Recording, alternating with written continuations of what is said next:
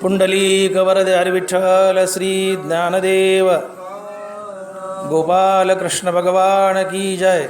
माऊली ज्ञानेश्वर महाराज, जगद्गुरु तुकाराम महाराज की जय. श्री मारुतीराय महाराज की जय. हे ज्ञाननिधीचे भुजंग, विषयदरीचे वाघ, भजनमार्गीचे मांग मारकजे. ग्रंथराज ज्ञानेश्वरी अध्याय क्रमांक 3. हे ज्ञाननिधीचे भुजंग, विषयदरीचे वाघ, भजनमार्गीचे मांग मारकजे. हे ज्ञाननिधीचे भुजंग. हे म्हणजे कामक्रोध. नरवरायांनी कामक्रोधाकडे बोट केलंय आणि त्याला संबोधन केलंय, हे ज्ञाननिधीचे भुजंग. हे म्हणजे कामक्रोध. एकूण 3.5 चरणाची ओवी आहे. त्यातलं फक्त एकच चरण आपल्याला बघायचे, पुढचे 2.5 चरण सोडून द्यायचे, वेळ पुरणार नाही. फक्त पहिलं चरण, हे ज्ञाननिधीचे भुजंग, एवढंच एक चरण. हे म्हणजे कामक्रोध. मग हा काम म्हणजे काय, क्रोध म्हणजे काय, हे ज्ञान म्हणजे काय, आणि कामक्रोध हे ज्ञाननिधीचे भुजंग बनतात म्हणजे काय, या 4ही गोष्टीचा आपल्याला उहापोह करायचा आहे. सर्वप्रथम आपण काम आणि क्रोध या शब्दाची व्याख्या समजून घेऊया. कारण ज्ञानोबारांनी म्हटलंय,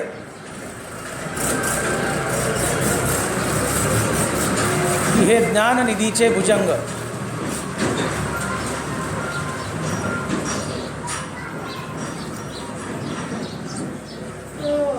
जुन्या काळी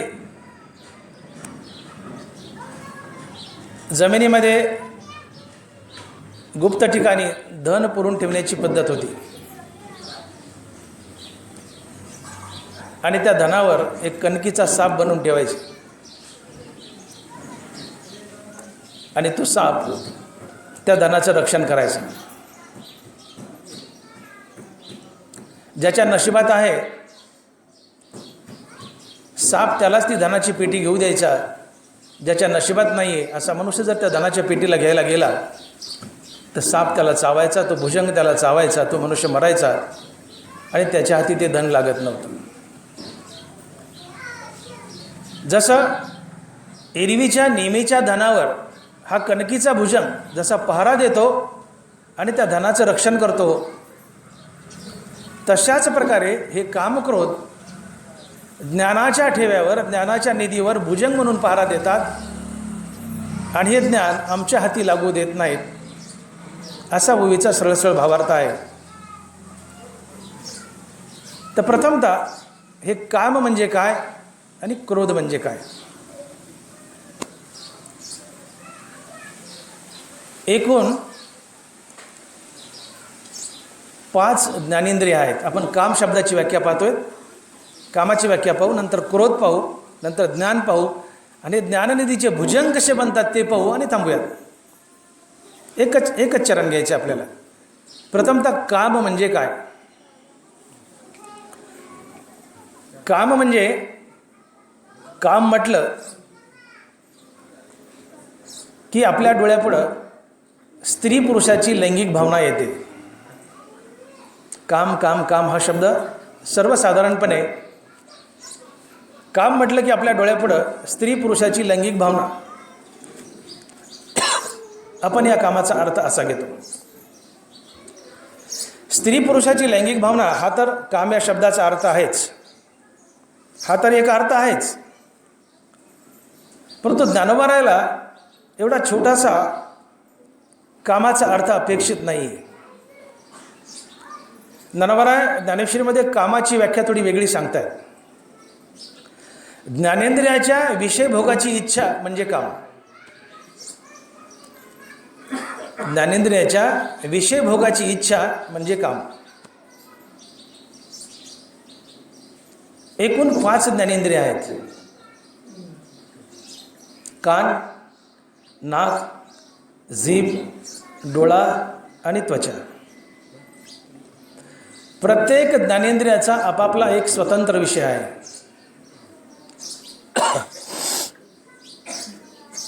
शब्द हा कानाचा विषय आहे. ज्ञानोबा बोलले, देखे शब्दाची व्याप्ती, निंदा आणि स्तुती, तिथं द्वेष उपजती श्रवणाद्वारे. शब्द हा कानाचा विषय आहे. गंध हा नाकाचा विषय. सुगंधू आणि दुर्गंधू हा परिमळाचा भेदू, घ्राणाशी विषादू तोषू देता. गंध हा नाकाचा विषय. चव हा जिभेचा विषय. चव अर्थात रस.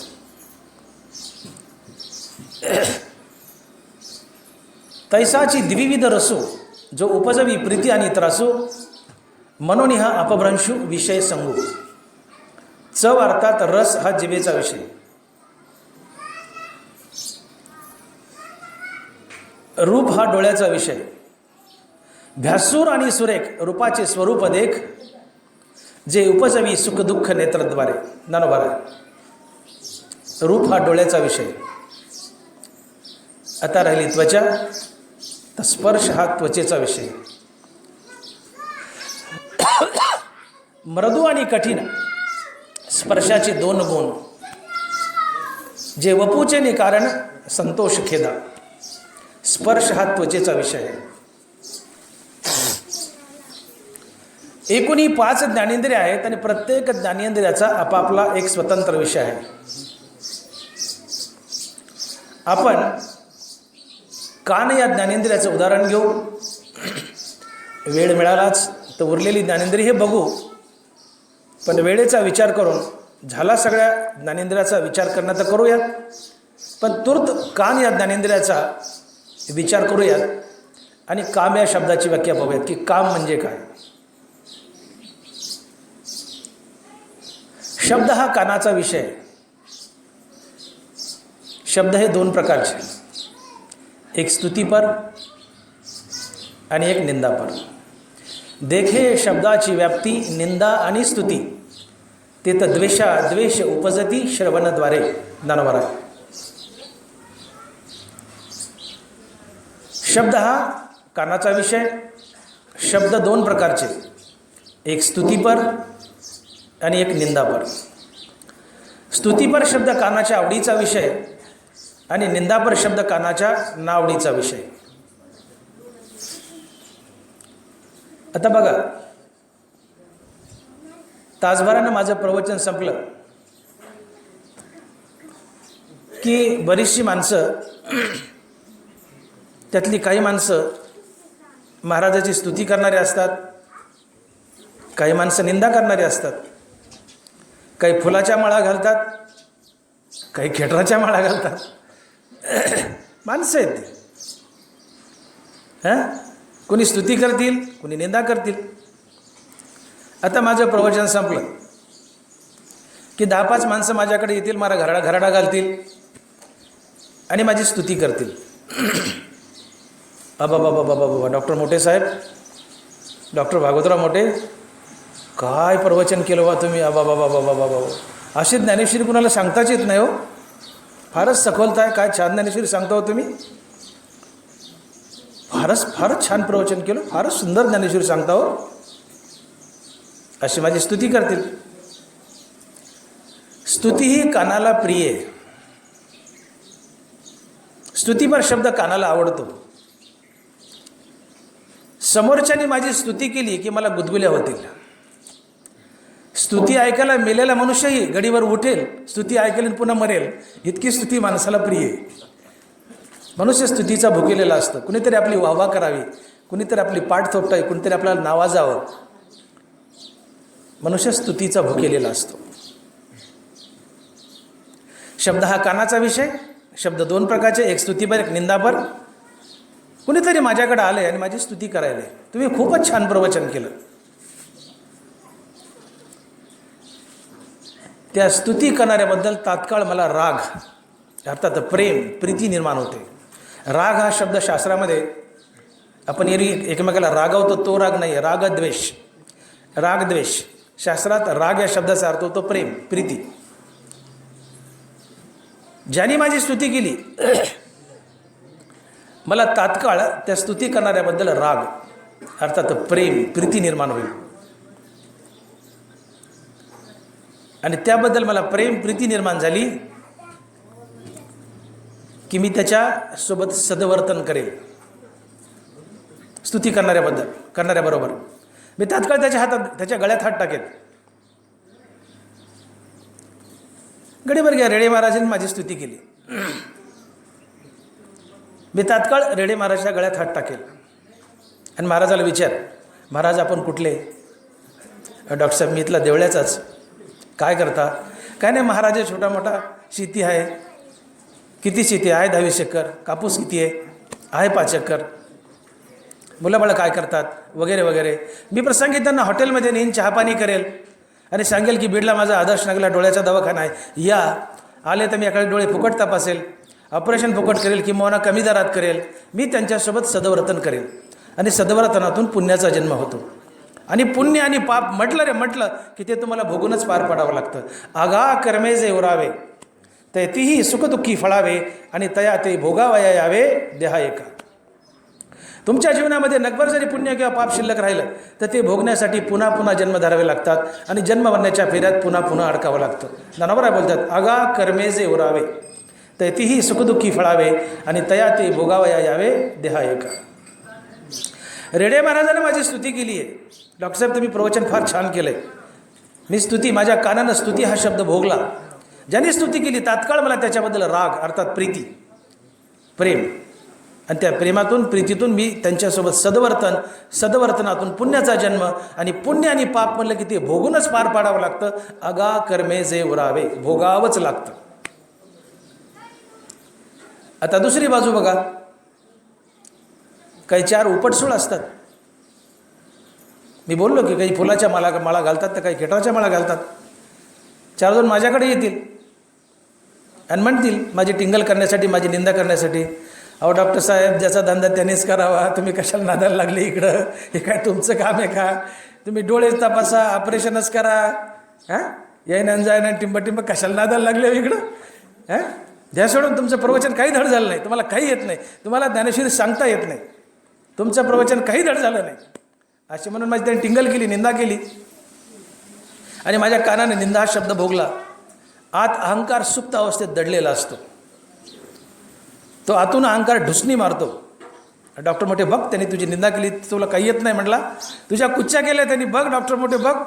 माझा अहंकार आतून ढुसणी मारतो आणि अहंकार विषय भोगायला होतो. आणि ज्याने माझी निंदा केली, मला वाईट बोलला, ज्याने माझी निंदा केली तात्काळ मला त्याच्याबद्दल द्वेष निर्माण होतो. माझी तळपायाच्या मस्तकाला जाते. का रे बडव्या, सगळ्याला आवडलं, सगळे चांगले म्हणले आणि तुलाच कसं नाही आवडलं? मला निंदा करणाऱ्याबद्दल तात्काळ द्वेष पैदा होईल. हा द्वेष क्रोधाला जन्म देईल. क्रोधातून सारासार विचार नाहीसा होईल आणि सारासार विचार नाहीसा झाला की बुद्धी भ्रष्ट होते आणि मी त्या व्यक्तीसोबत गलिच्छ वर्तन करेल. मी त्याला हाणेन, मारेल, शिवीगाळ करेल, प्रसंगी एखादा ठोका टाकेल. आणि या गलिच्छ वर्तनातून पापाचा जन्म. आणि पुण्य आणि पाप म्हटलं की संसार बंधन आलंच. आगा कर्मे जे उरावे, ते भोगावंच लागतं. पण भगवान गीतेच्या दुसऱ्या अध्यायात बोलले, ध्यायतो विषान पुसा संगस्तेषु जायते, संगात संजयाते कामात क्रोधोबी जायते, क्रोधात भवती सम्मोहात स्मृतिविभ्रम, स्मृतिभंशात बुद्धिनाशो, बुद्धिनाशात प्रणश्यती. भगवान गीतेच्या दुसऱ्या अध्यायात बोलत आहेत. कुणी माझी निंदा केली, तुमचं प्रवचन चांगलं झालं नाही, निंदा केली, निंदा माझ्या कानानं भोगली.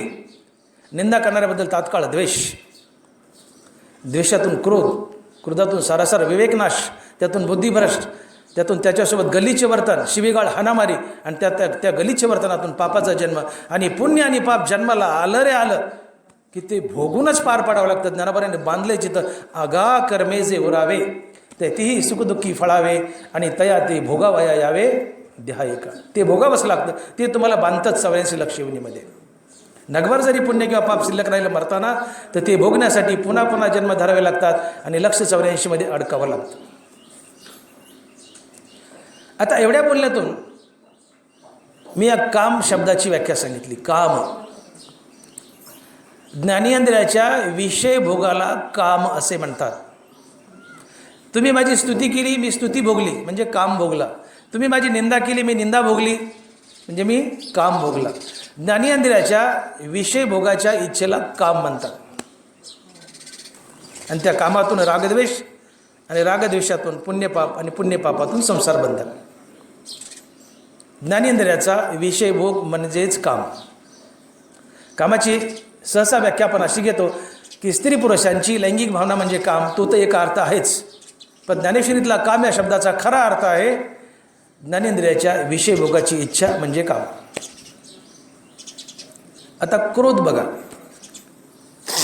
कारण या व्याख्या पाहणं आवश्यक आहे. पुढे आपल्याला काम क्रोध हे ज्ञाननिधीवर भुजंग कसे बनतात हे पाहायचं आहे, म्हणून या व्याख्या समजणं अतिशय आवश्यक आहे.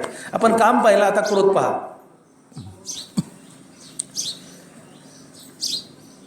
क्रोधाचा जन्म सातत्याने कामातूनच होतो. क्रोधाला स्वतंत्र जन्मच नाही. आता बघा, थोडंसं मागे या. तुम्ही माझी निंदा केली, तुम्ही मला वाईट बोलले, तुमचं प्रवचन चांगलं झालं नाही असं म्हटले. ज्याने निंदा केली मला अहंकारातून ढुसणी मारतो. डॉक्टर म्हणे बघ, त्याने तुझी निंदा केली, तुला आलं नाही म्हणला, बघ तुला एवढा वाईट बोलला, तुझी निंदा केली. ज्याने माझी निंदा केली या अहंकारानं आतून ढुसणी मारल्यामुळे हा विषय भोगायला लावला. आणि ज्याने निंदा केली त्याच्याबद्दल मला तात्काळ द्वेष. माझा माथा ठणकतो, तळपायच्या मस्काला जाते. माझी निंदा केली, कुच्चा केल्या. मी ज्ञानेंद्रियाचा विषय भोगला, निंदा हा विषय भोगला माझ्या कानानं, म्हणजे काम भोगला. आणि या निंदेतून अर्थात कामातून क्रोधाचा जन्म झाला. ज्याने माझी निंदा केली हा निंदा शब्द मी भोगला. ज्याने निंदा केली त्याच्याबद्दल द्वेष, द्वेषातून क्रोध. मी निंदा भोगली म्हणजे कामच भोगला. द्वेषातून क्रोध म्हणजे कामातूनच क्रोध जन्माला आला.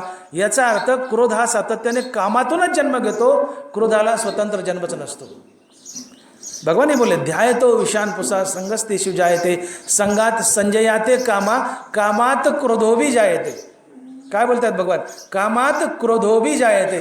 कामातूनच क्रोधाचा जन्म आहे, क्रोधाला स्वतंत्र जन्मच नाही. येईल पुढे येईल ते. काम हा क्रोधाला जन्म देतो, क्रोधाला स्वतंत्र जन्मच नसतो. आणि म्हणून तुकोबाराय बोलले की कामाची नाही ते क्रोधाची कायचं आणि ते कायचे भांडण रे. तुम्ही जर ज्ञानेंद्रियाचा विषय अर्थात कामच भोगला नाही तर क्रोध जन्माला येईलच कुठून म्हणले. कारण क्रोधाचा जन्म हा कामातून आहे, कामातून क्रोधाचा जन्म आणि मग क्रोधामुळे भांडण आहे. कामाची नाही ते तर क्रोधाची कायचा आणि ते कायचे भांडण रे. ज्ञानोबराय बोलले काम वैरी झाला ठाणोरी ते तर सरली वारी क्रोधाची. मुळाचे तोडणे जैसे होय शाखा उद्देशे कामो नाशले नि नाशे क्रोधो तैसा. तुम्हाला एखाद्या झाडाचे मूळ तोडायचे, तुम्ही झाडावर चढले, तुम्हाला कोणी सांगितले झाडाच्या फांद्या तोडायच्या. मुळाचे तोडणे जैसे होय शाखा उद्देशे कामो नाशले नि नाशे क्रोधो तैसा. ज्ञानोबराय एखाद्या झाडाच्या फांद्या तोडायला सांगितल्यात. झाडावर चढून एक फांदी किती वेळ तोडत बसावी? अहो दिवस जाईल अख्खा. ज्ञानोबराय म्हणतात मुळावरच घाव घाल ना. मुळाचे तोडणे जैसे होय शाखा उद्देशे कामू नासलेनी नाशे क्रोधो तैसा. ज्ञानोबराय झाडाच्या फांद्या तोडायच्या तर एक फांदी तोडत बसू नये, मुळावर घाव घाला, फांद्या आपोआप तुटतात. तसं कामावर घाव घाला, क्रोध आपाप तुटतो. कामाची नाही ते तर क्रोधाची कायसा आणि ते कायचे भांडण रे. मुळाचे तोडणे जैसे होय शाखा उद्देशे कामो नासलेनी नाशे क्रोधो तैसा. काम नाशला की क्रोध आपाप नाशतो. अर्थात ज्ञानेंद्रियाचे विषय भोगले नाही. जसा कानाचा विषय मी सांगितला निंदास्तुती, ही निंदास्तुती जर भोगली नाही अर्थात काम भोगला नाही तर क्रोधाचा जन्मच नाही आहे.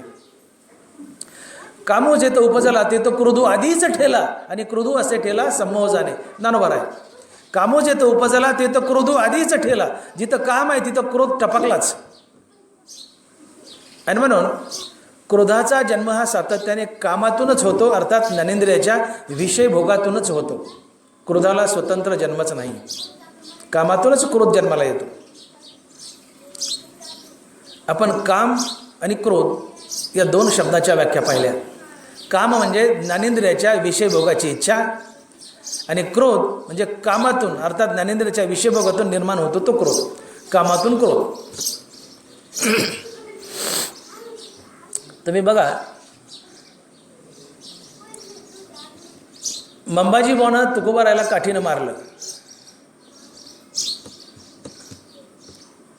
संध्याकाळी तुकोबाराय तेलाची वाटी घेतली आणि मंबाजीकडे गेले आणि म्हणले, मंबाजी बुवा इकडे या. मंबाजी म्हणला, काय तुकोबा, मार खाऊन पोट नाही भरलं का? अजून खायचा काय मार? हो म्हणले, महाराज खायचा मार, इकडे या म्हणले. मंबाजी जवळ आला. म्हणले, काय तुकोबा एवढा मार खाल्लाय, कशाला आले, पुन्हा मार खायचा का?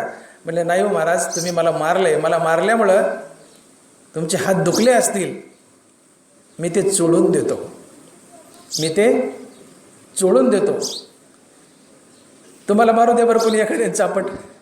हे माझं प्रवचन संपलं की मी तुमच्या एक मुस्कडात मारतो. हां, मग तुम्ही मला घरी न्या. डॉक्टर मोठे साहेब चला आमच्या घरी, मी तेलाची वाटी आणतो, तुमचा हात चोळून देतो, तुम्हाला वाटं लावतो, कब्बर चहा पाजतो. माझा मार खाऊन माझे हात तुम्ही चोळताल का तेलाने? हां, तिथंच माझ्या दोन मुस्कडात मारताल. असाल डॉक्टर असेल तुझ्या घरचा, लई मोठा तुझ्या घरचा, निघमनशील इथून. तुकोबारायनं तसं केलं का?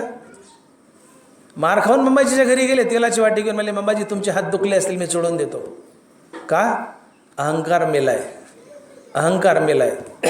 विषय भोगायला लावण्यासाठी अहंकार जिवंत असावा लागतो.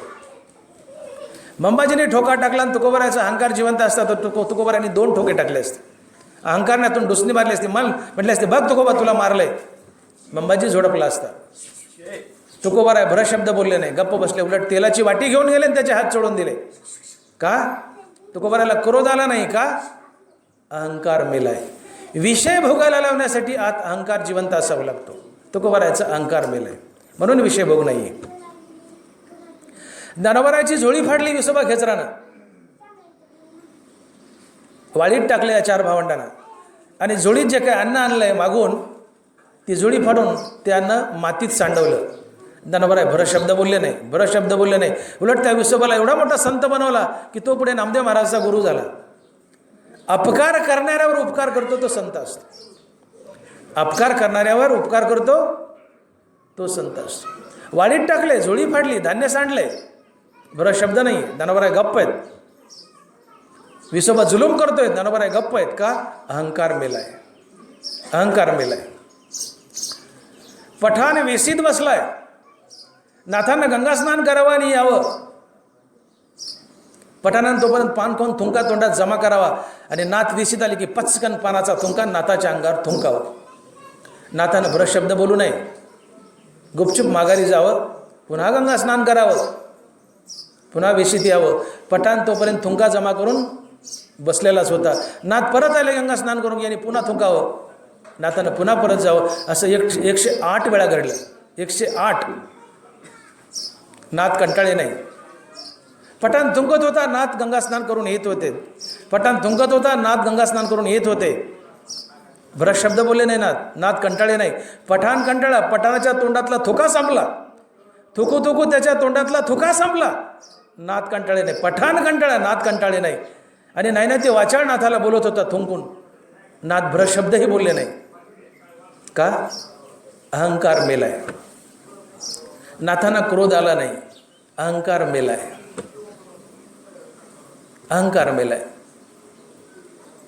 नाथ ज्ञानेंद्रियाचे विषय भोगत नव्हते. हे तिन्ही संत जे बोललो मी आता, हे ज्ञानेंद्रियाचे विषय भोगत नव्हते. यांना मारलंय, वाईट बोलतायत, त्यांची निंदा करतायत.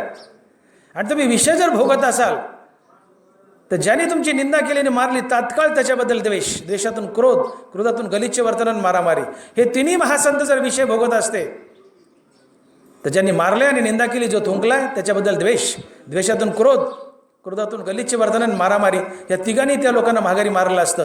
पण ज्ञानोबा आहेत, तुकोबर आहे आणि नाथ महाराज भरत शब्दही बोलत नाहीत. मारायचं तर सोडा, भरत शब्द बोलत नाहीत. का? ज्ञानेंद्रियाचे विषय भोगत नव्हते. का? अहंकार मेलाय. अहंकार जिवंत असावा लागतो विषय भोगण्यासाठी. तो आतून डुसणी मारतो, अरे बघ तुला मारलंय, तुझ्या कुच्च्या केल्या, तुझी निंदा केली. हा अहंकार तुम्हाला जागा करतो आणि विषय भोगायला लावतो. आणि मग तुम्ही ज्ञानेंद्रियाचे विषय भोगता, अर्थात काम भोगता. आणि त्या निंदेतून मारामारीतून तुम्ही जर विषय भोगलास तर मग द्वेष, द्वेषातून क्रोध. मला एवढ्या बोलण्यातून सांगायचं की ज्ञानोबा तुकोबारायला नाथ महाराजाला क्रोध आला नाही. का? त्यांचा काम मेला होता. ते ज्ञानेंद्रियाचे विषय भोगत नव्हते म्हणून विषयच नाही, अर्थात काम नाही म्हणून क्रोध नाही. काम भोगला तरच क्रोध आहे. क्रोधाचा जन्म कामातूनच आहे. क्रोधाला स्वतंत्र जन्मच नाही आहे. कामाची नाही ते तर क्रोधचे कैसा आणि ते कैचे भांडण रे. एखादा वेडा माणूस आहे, रस्त्याने चाललायत तुम्ही, रस्त्याच्या एका बाजून तुम्ही चाललायत आणि रस्त्याच्या दुसऱ्या बाजूने वेडा चाललाय. हे वेडाच आहे. तुम्ही जर तुमच्या बाजूने गुपचूप चालत गेले आणि त्या येड्याला खवळलं नाही तर ती येडं गपचूप जातं, ते काही करत नाही. पण त्या येड्याला जर खवळलं, बघा येड्याला खवळून एखादी बार कशी मजा येते. तुम्ही येड्याला खवळून बघा. गोटान तुम्ही संगच, गोटान तुम्ही संगच, तुम्ही येड्याला खवळून बघा. आम्ही लिंबारोई ते नवगंडाजुरी मधल्या मार्गे 5 किलोमीटर अंतर आहे. 5वी ते 10वी हे 6 वर्ष, 5-6 वर्ष जे असेल ते दररोज 5 किलोमीटर चालत जायचं राजुरीला, नवगंडाजुरीला आणि परत यायचं. जाताना आम्हाला नगर रोड लागायचा. राजुरीच्या जवळ गेल्यावर तिथे एक येडा माणूस गाई चारायचा.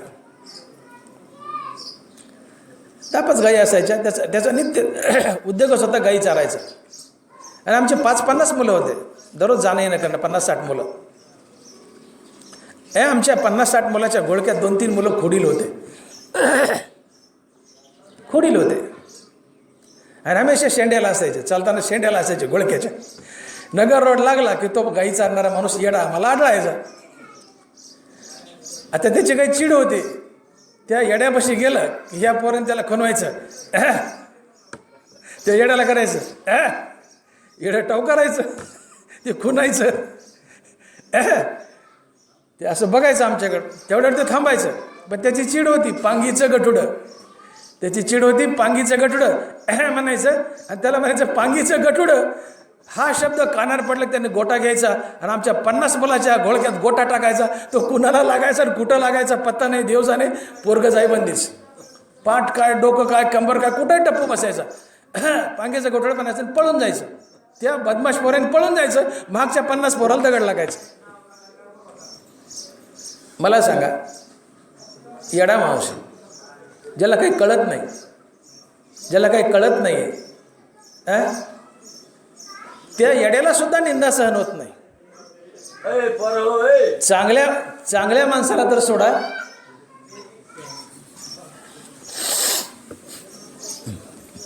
चांगल्या माणसाला तर सोडा, येड्या माणसाला निंदा सहन होत नाही. पांगीचं गठुडं ही त्याची चीड होती.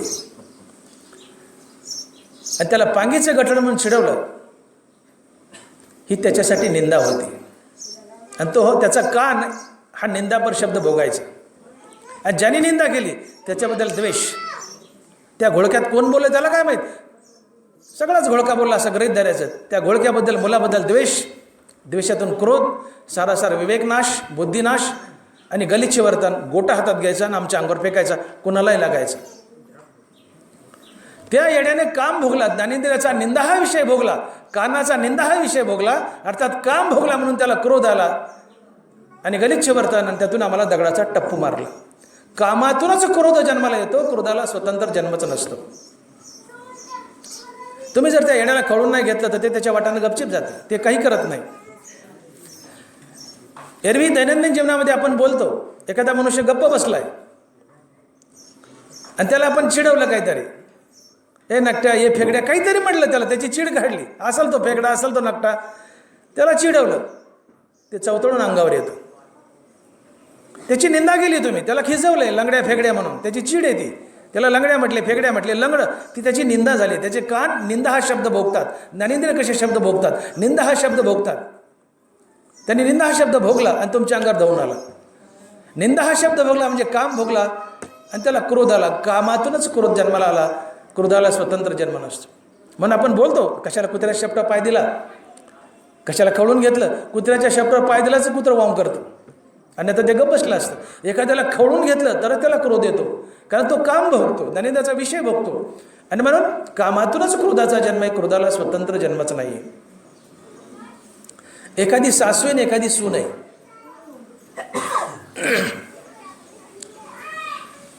मी या गावचं बोलत नाही, दुसऱ्या गावचं बोलतं. इथल्या सगळ्या सासवा चांगल्या आहेत, अतिशय चांगल्या आहेत. या गावचं बोलतच नाही मी. काय पोट भरतं माहीत नाही, पण सासूला सवय असते. खाली वर अप्पर टप्पर त्या सोनाचा पिना पाडते, पिना. काय पोट भरतं बिचारायचं माहीत नाही. मी या गावचं बोलत नाही बरं का, मी दुसऱ्या गावचं बोलत आहे. काय पोट भरतं देव जाणे तिला माहीत.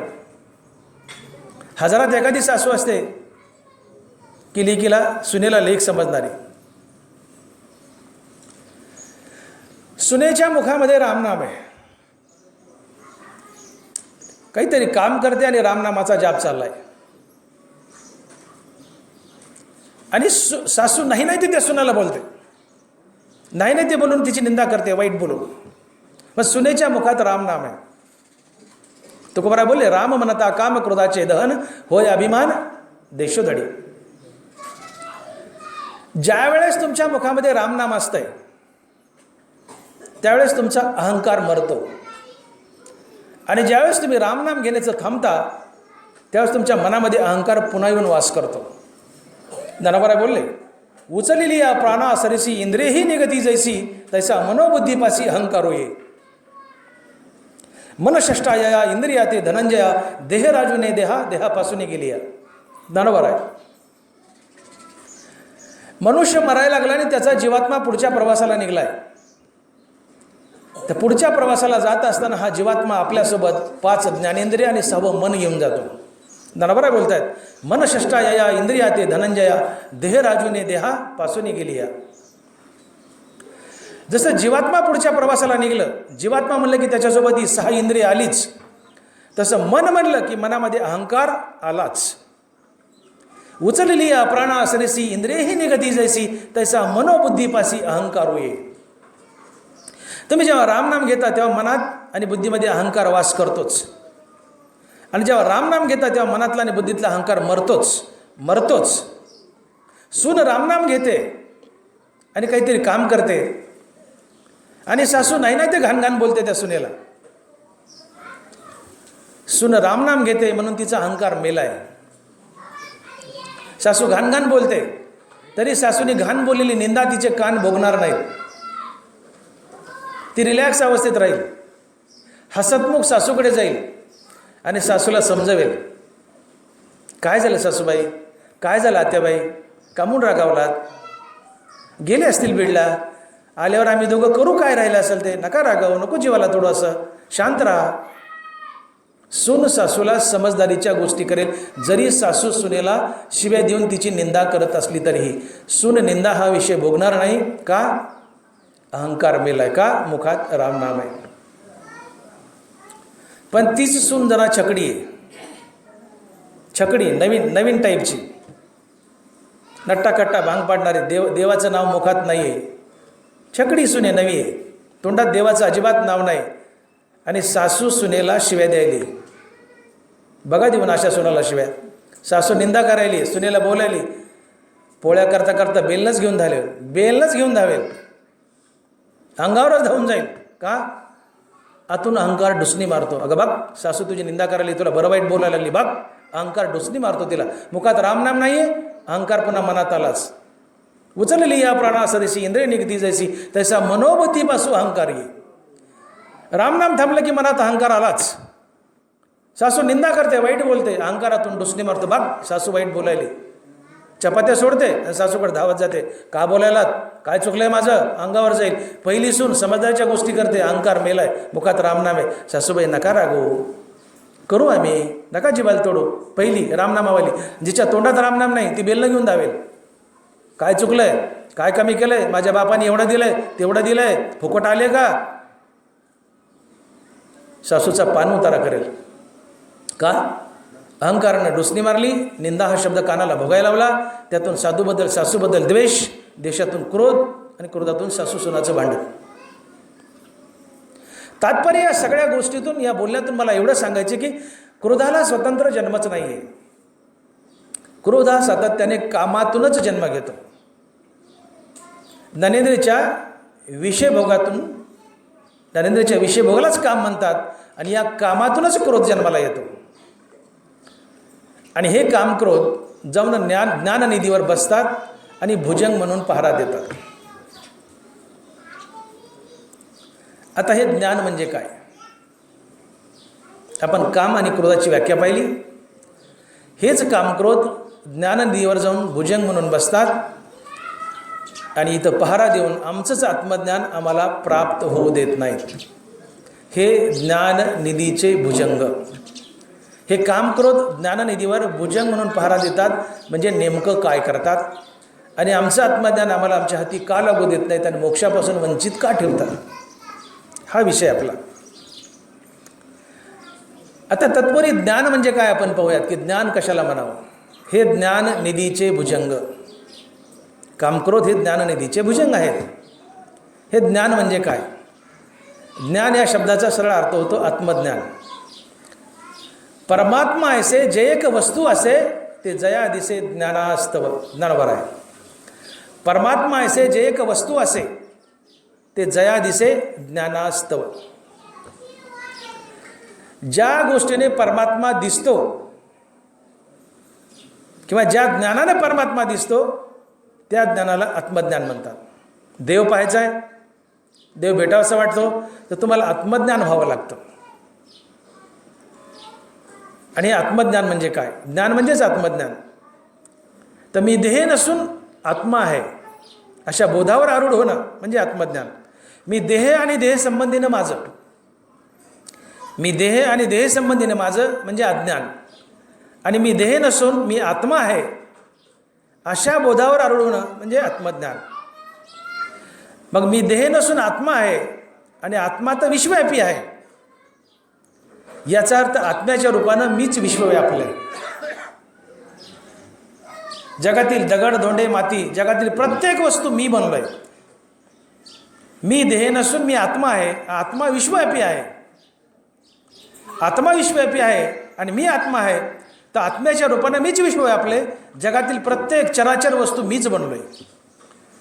नर नारी बाळे अवघा नारायण ऐसे माझे मन करी देवा. धरिली सोंगे येणे अवघी पांडुरंगे.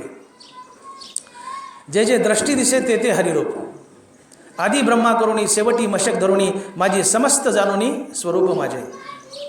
ब्रह्मदेवापासून तर किड्यामुंगीपर्यंत डोळ्याला दिसणारी प्रत्येक वस्तू ही भगवंत आहे, पांडुरंग आहे. जगातील प्रत्येक वस्तू म्हणजे पांडुरंगानं धरलेलं सोंग आहे. धरिली सोंगे येणे अवघी पांडुरंगे. डोळ्याला दिसणारी प्रत्येक वस्तू हा भगवंत आहे, परमात्मा आहे. आणि तो परमात्मा मी आहे, तो आत्मा मी आहे. आणि आत्म्याच्या रूपाने हे विश्व मी व्यापले. म्हणजे जगातली प्रत्येक वस्तू मी आहे अशा बोधावर आरूढ होणं म्हणजे आत्मज्ञान होणं. माझी मारुती कार बाजूला उभी आहे. तुमच्यापैकी कुणी जर उठलं आणि माझी गाडी उचलून नेली आणि आयुष्यभर वापरली तर मी भ्रशब्दही बोलू नये. ती गाडी मीच वापरली, तुम्ही नेली उचलून आणि तुम्ही वापरली, माझी आहे, तुम्ही नेली आणि वापरली, तर मी समजावं ती मीच वापरली, याला म्हणतात आत्मज्ञान होणं. आणि फार अवघड आहे, इथपर्यंत जाणं अवघड आहे. आणि म्हणून देव भेटत नाही. गाडीला हात लावला तर आम्ही ठोका टाकतो, तर गाडी उचलून नेलो आम्ही गप्प बसू का? अहो, जगातील प्रत्येक वस्तू जर मी बनलोय, हे अद्वैत आहे.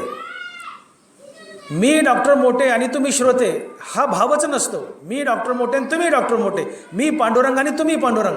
मी आत्मा आहे आणि आत्मा विश्वव्यापी आहे. म्हणजे जगातली प्रत्येक वस्तू मी बनलोय. किंबहुना चराचर आपणची झाला, किंबहुना चराचर आपणची झाला.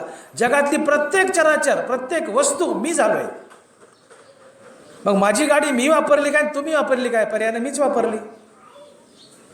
बघा तुम्ही, वेशीत बसलेला पठाण नाथांच्या अंगावर 108 वेळा थुंकला. आपल्या नजरेत पठाण नाथाच्या अंगावर थुंकत होता. नाथाच्या नजरेत पठाण थुंकत नव्हता, नाथच नाथाच्या अंगावर थुंकत होते. आणि म्हणून नाथाला क्रोध येत नव्हता. मी बोलतोय, सहज माझा थुंका माझ्या हातावर पडला, मला क्रोध येईल का? पण तुम्ही येऊन थुंकले तर मला साहजिक क्रोध येईल. आपला थुका आपल्या हातावर पडला, आपल्याला क्रोध येत नाही, पण दुसरं कोणी थुकलं क्रोध येतं. आपल्या नजरेत पठाण नाथाच्या अंगावर थुंकत होता, पण नाथाच्या नजरेत नाथच नाथाच्या अंगावर थुंकत होते. का? नाथ संत होते. संत हा विश्वव्यापी असतो, संत हा आत्मा असतो, आणि आत्मा विश्वव्यापी असतो. म्हणजे नाथ हे विश्वव्यापी होते. जगातील प्रत्येक वस्तू नाथ बनले होते. नाथ पांडुरंग झाले. पांडुरंग विश्वव्यापी आहे. बोललोच मी की धरिली सोंगे येणे अवघी पांडुरंगे. जगातली प्रत्येक वस्तू म्हणजे पांडुरंगानं धरलेलं सोंग आहे. हे तुम्ही माझ्यापुढे बसलेत म्हणजे पांडुरंगानं धरलेलं सोंग आहे. तुम्ही पांडुरंगच आहात.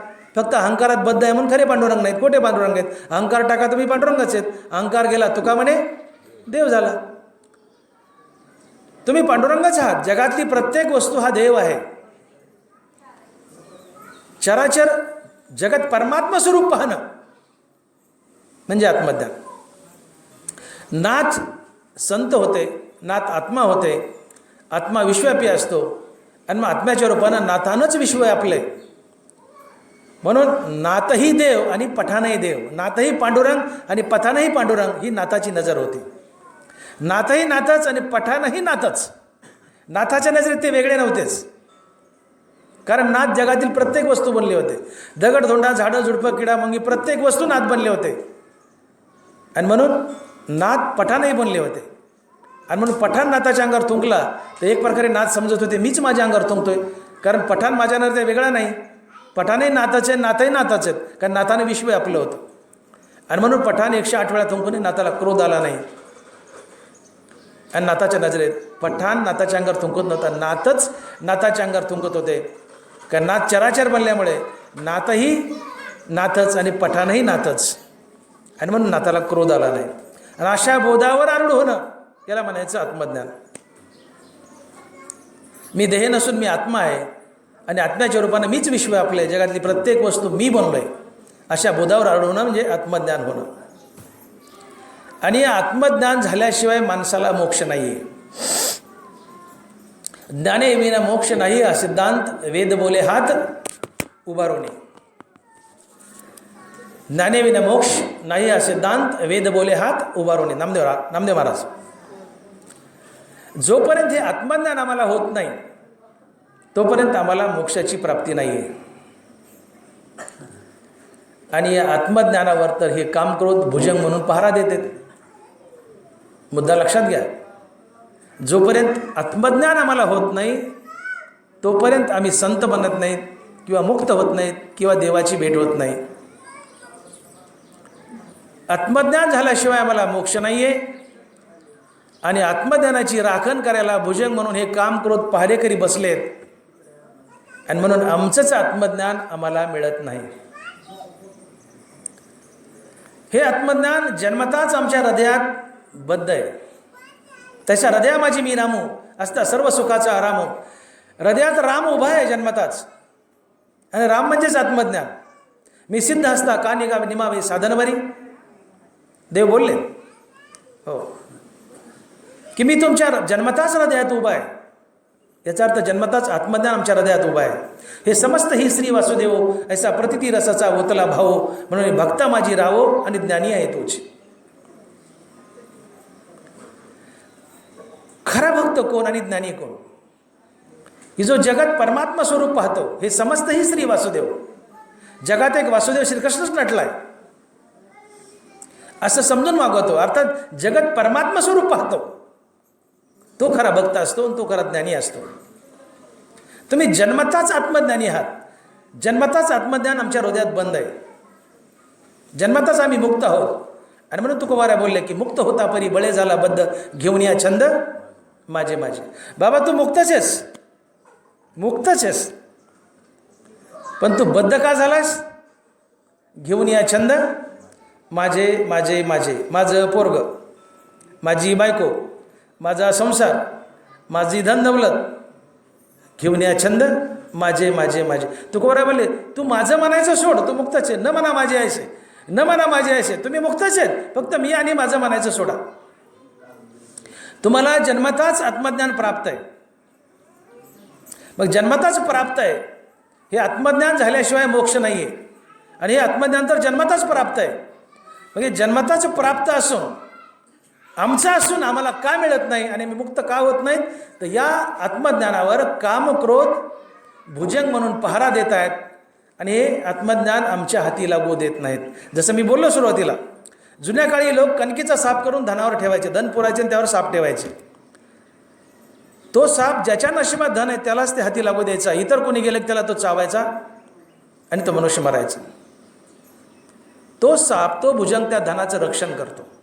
तसे काम क्रोध हे भुजंग आहेत. रूपक केले ज्ञानोबरायाने, हे भुजंग आहेत. आणि हेही धनावर बसतात, कोणत्या? आत्मज्ञानाच्या.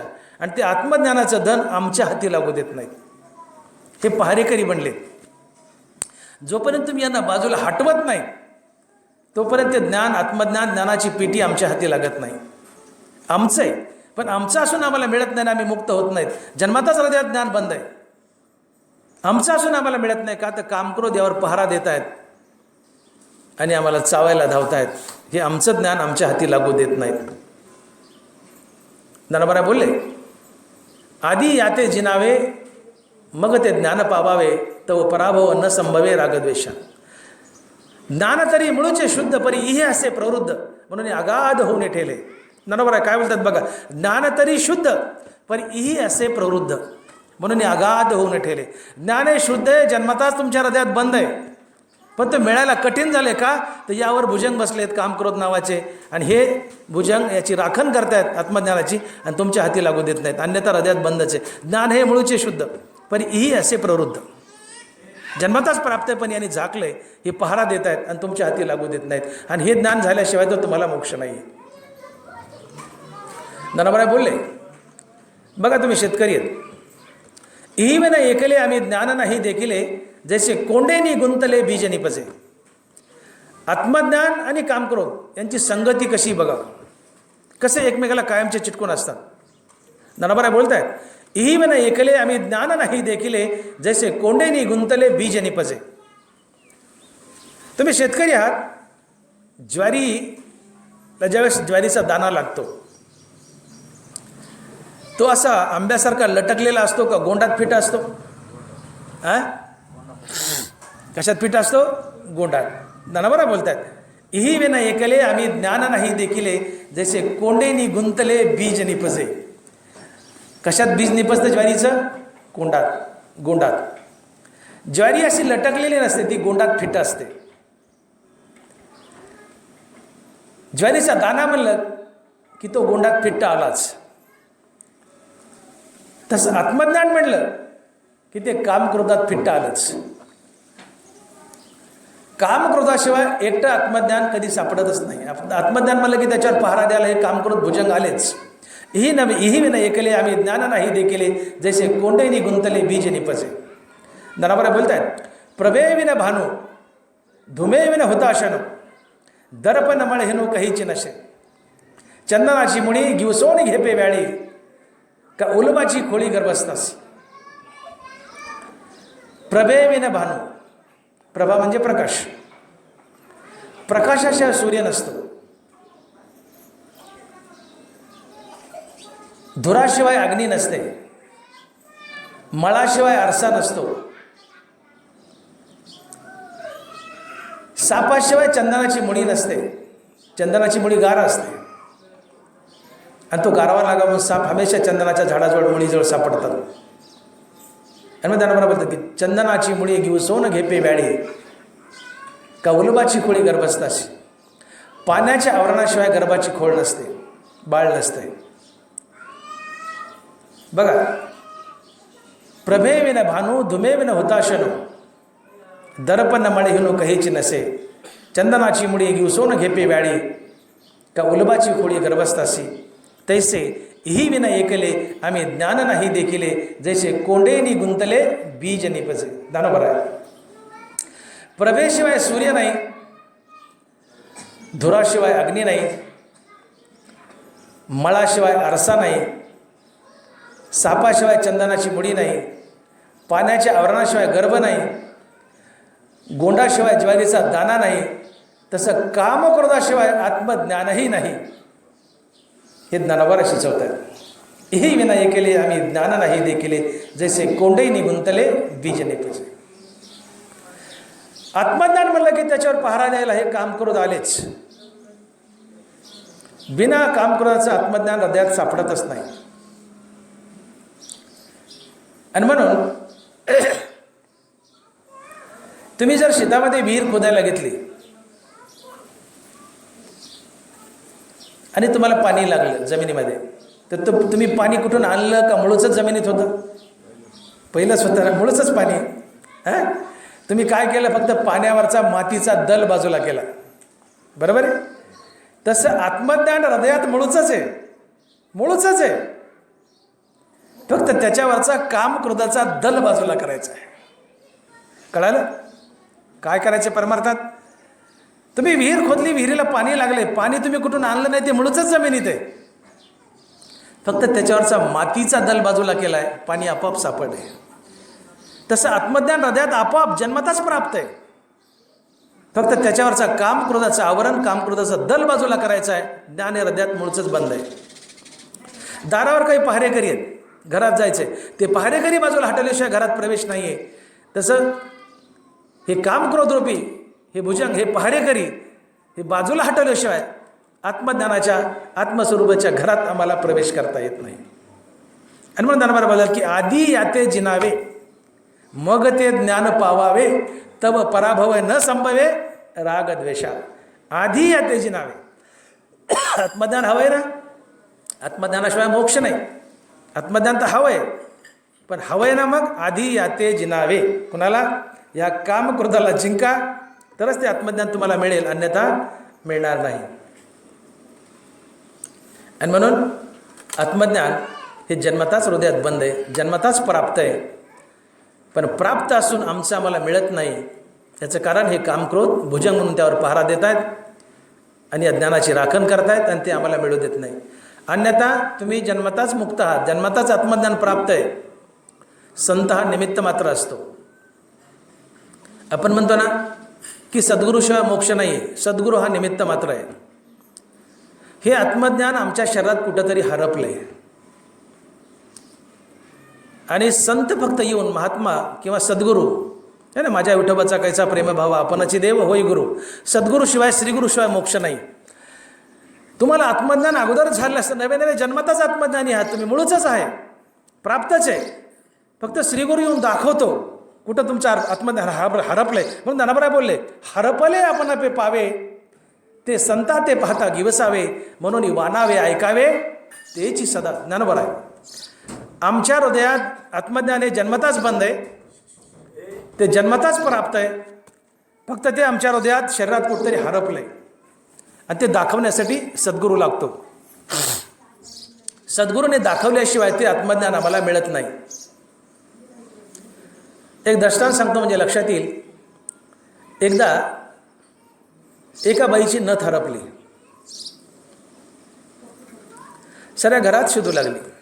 नथ हरपली, नथ हरपली, नथ हरपली, नथ हरपली. सगळं घर बेजार झालं, नथ काही सापडाना. नथीवाल्या मावशी हसल्या सगळ्या. त्या बाईची नथ हरपली. सगळं घरात शोधू लागलं, नथ काही सापडे ना. तेवढ्यात त्या बाईची नणंद आली, म्हणली, वहिनी काय हो, काय शोधायलात? तर मग ती वहिनीचं माझी नथच हरपली हो. ती नणंद हसली आणि त्या भाऊजाईला आरशापुढं घेऊन गेली आणि म्हणली, वहिनी आता बघा बरं आरशात नथ कुठं दिसते का? तिच्या नाकातून नथ गळाली आणि तिच्याच मंगळसूत्रात अडकली होती. तिच्याच नाकातून गळाली आणि तिच्या शरीरात कुठेतरी हरपली, मंगळसूत्रात अडकली. म्हणली, वहिनी आता बघा बरं कुठं दिसते का? बघितलं तर मंगळसूत्रात दिसली. म्हणते, अगं बाई बाई बाई बाई बाई, माझ्याच मंगळसूत्रात अडकली. इथं ननंदेने काय केलं? भाऊजाईची नाकातली नथ निसटली आणि मंगळसूत्रात अडकली आहे, ती हरपली आहे. भाऊजाईच्या नजरेत ती नथ हरपली आहे, मंगळसूत्र अडकली, तिला सापडाना. नणंद आली आणि भाऊजेला आरशापुढं घेऊन गेली आणि दाखवलं, म्हणली वहिनी बघा आरशात बघा कुठं दिसते का, तर तिला दिसली ही मंगळसूत्रात अडकली आहे.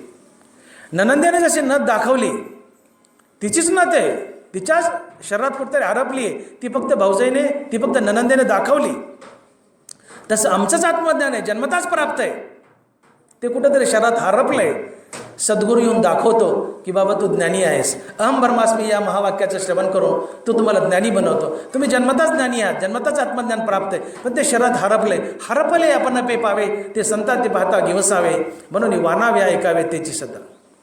जन्मताच आत्मज्ञान प्राप्त आहे, पण शरीरात कुठेतरी हरपलंय, ते दाखवायसाठी श्रीगुरू लागतो. जसं नणंदेने त्या भाऊजाईला नथ दाखवून दिली, जन्मताच प्राप्त आहे.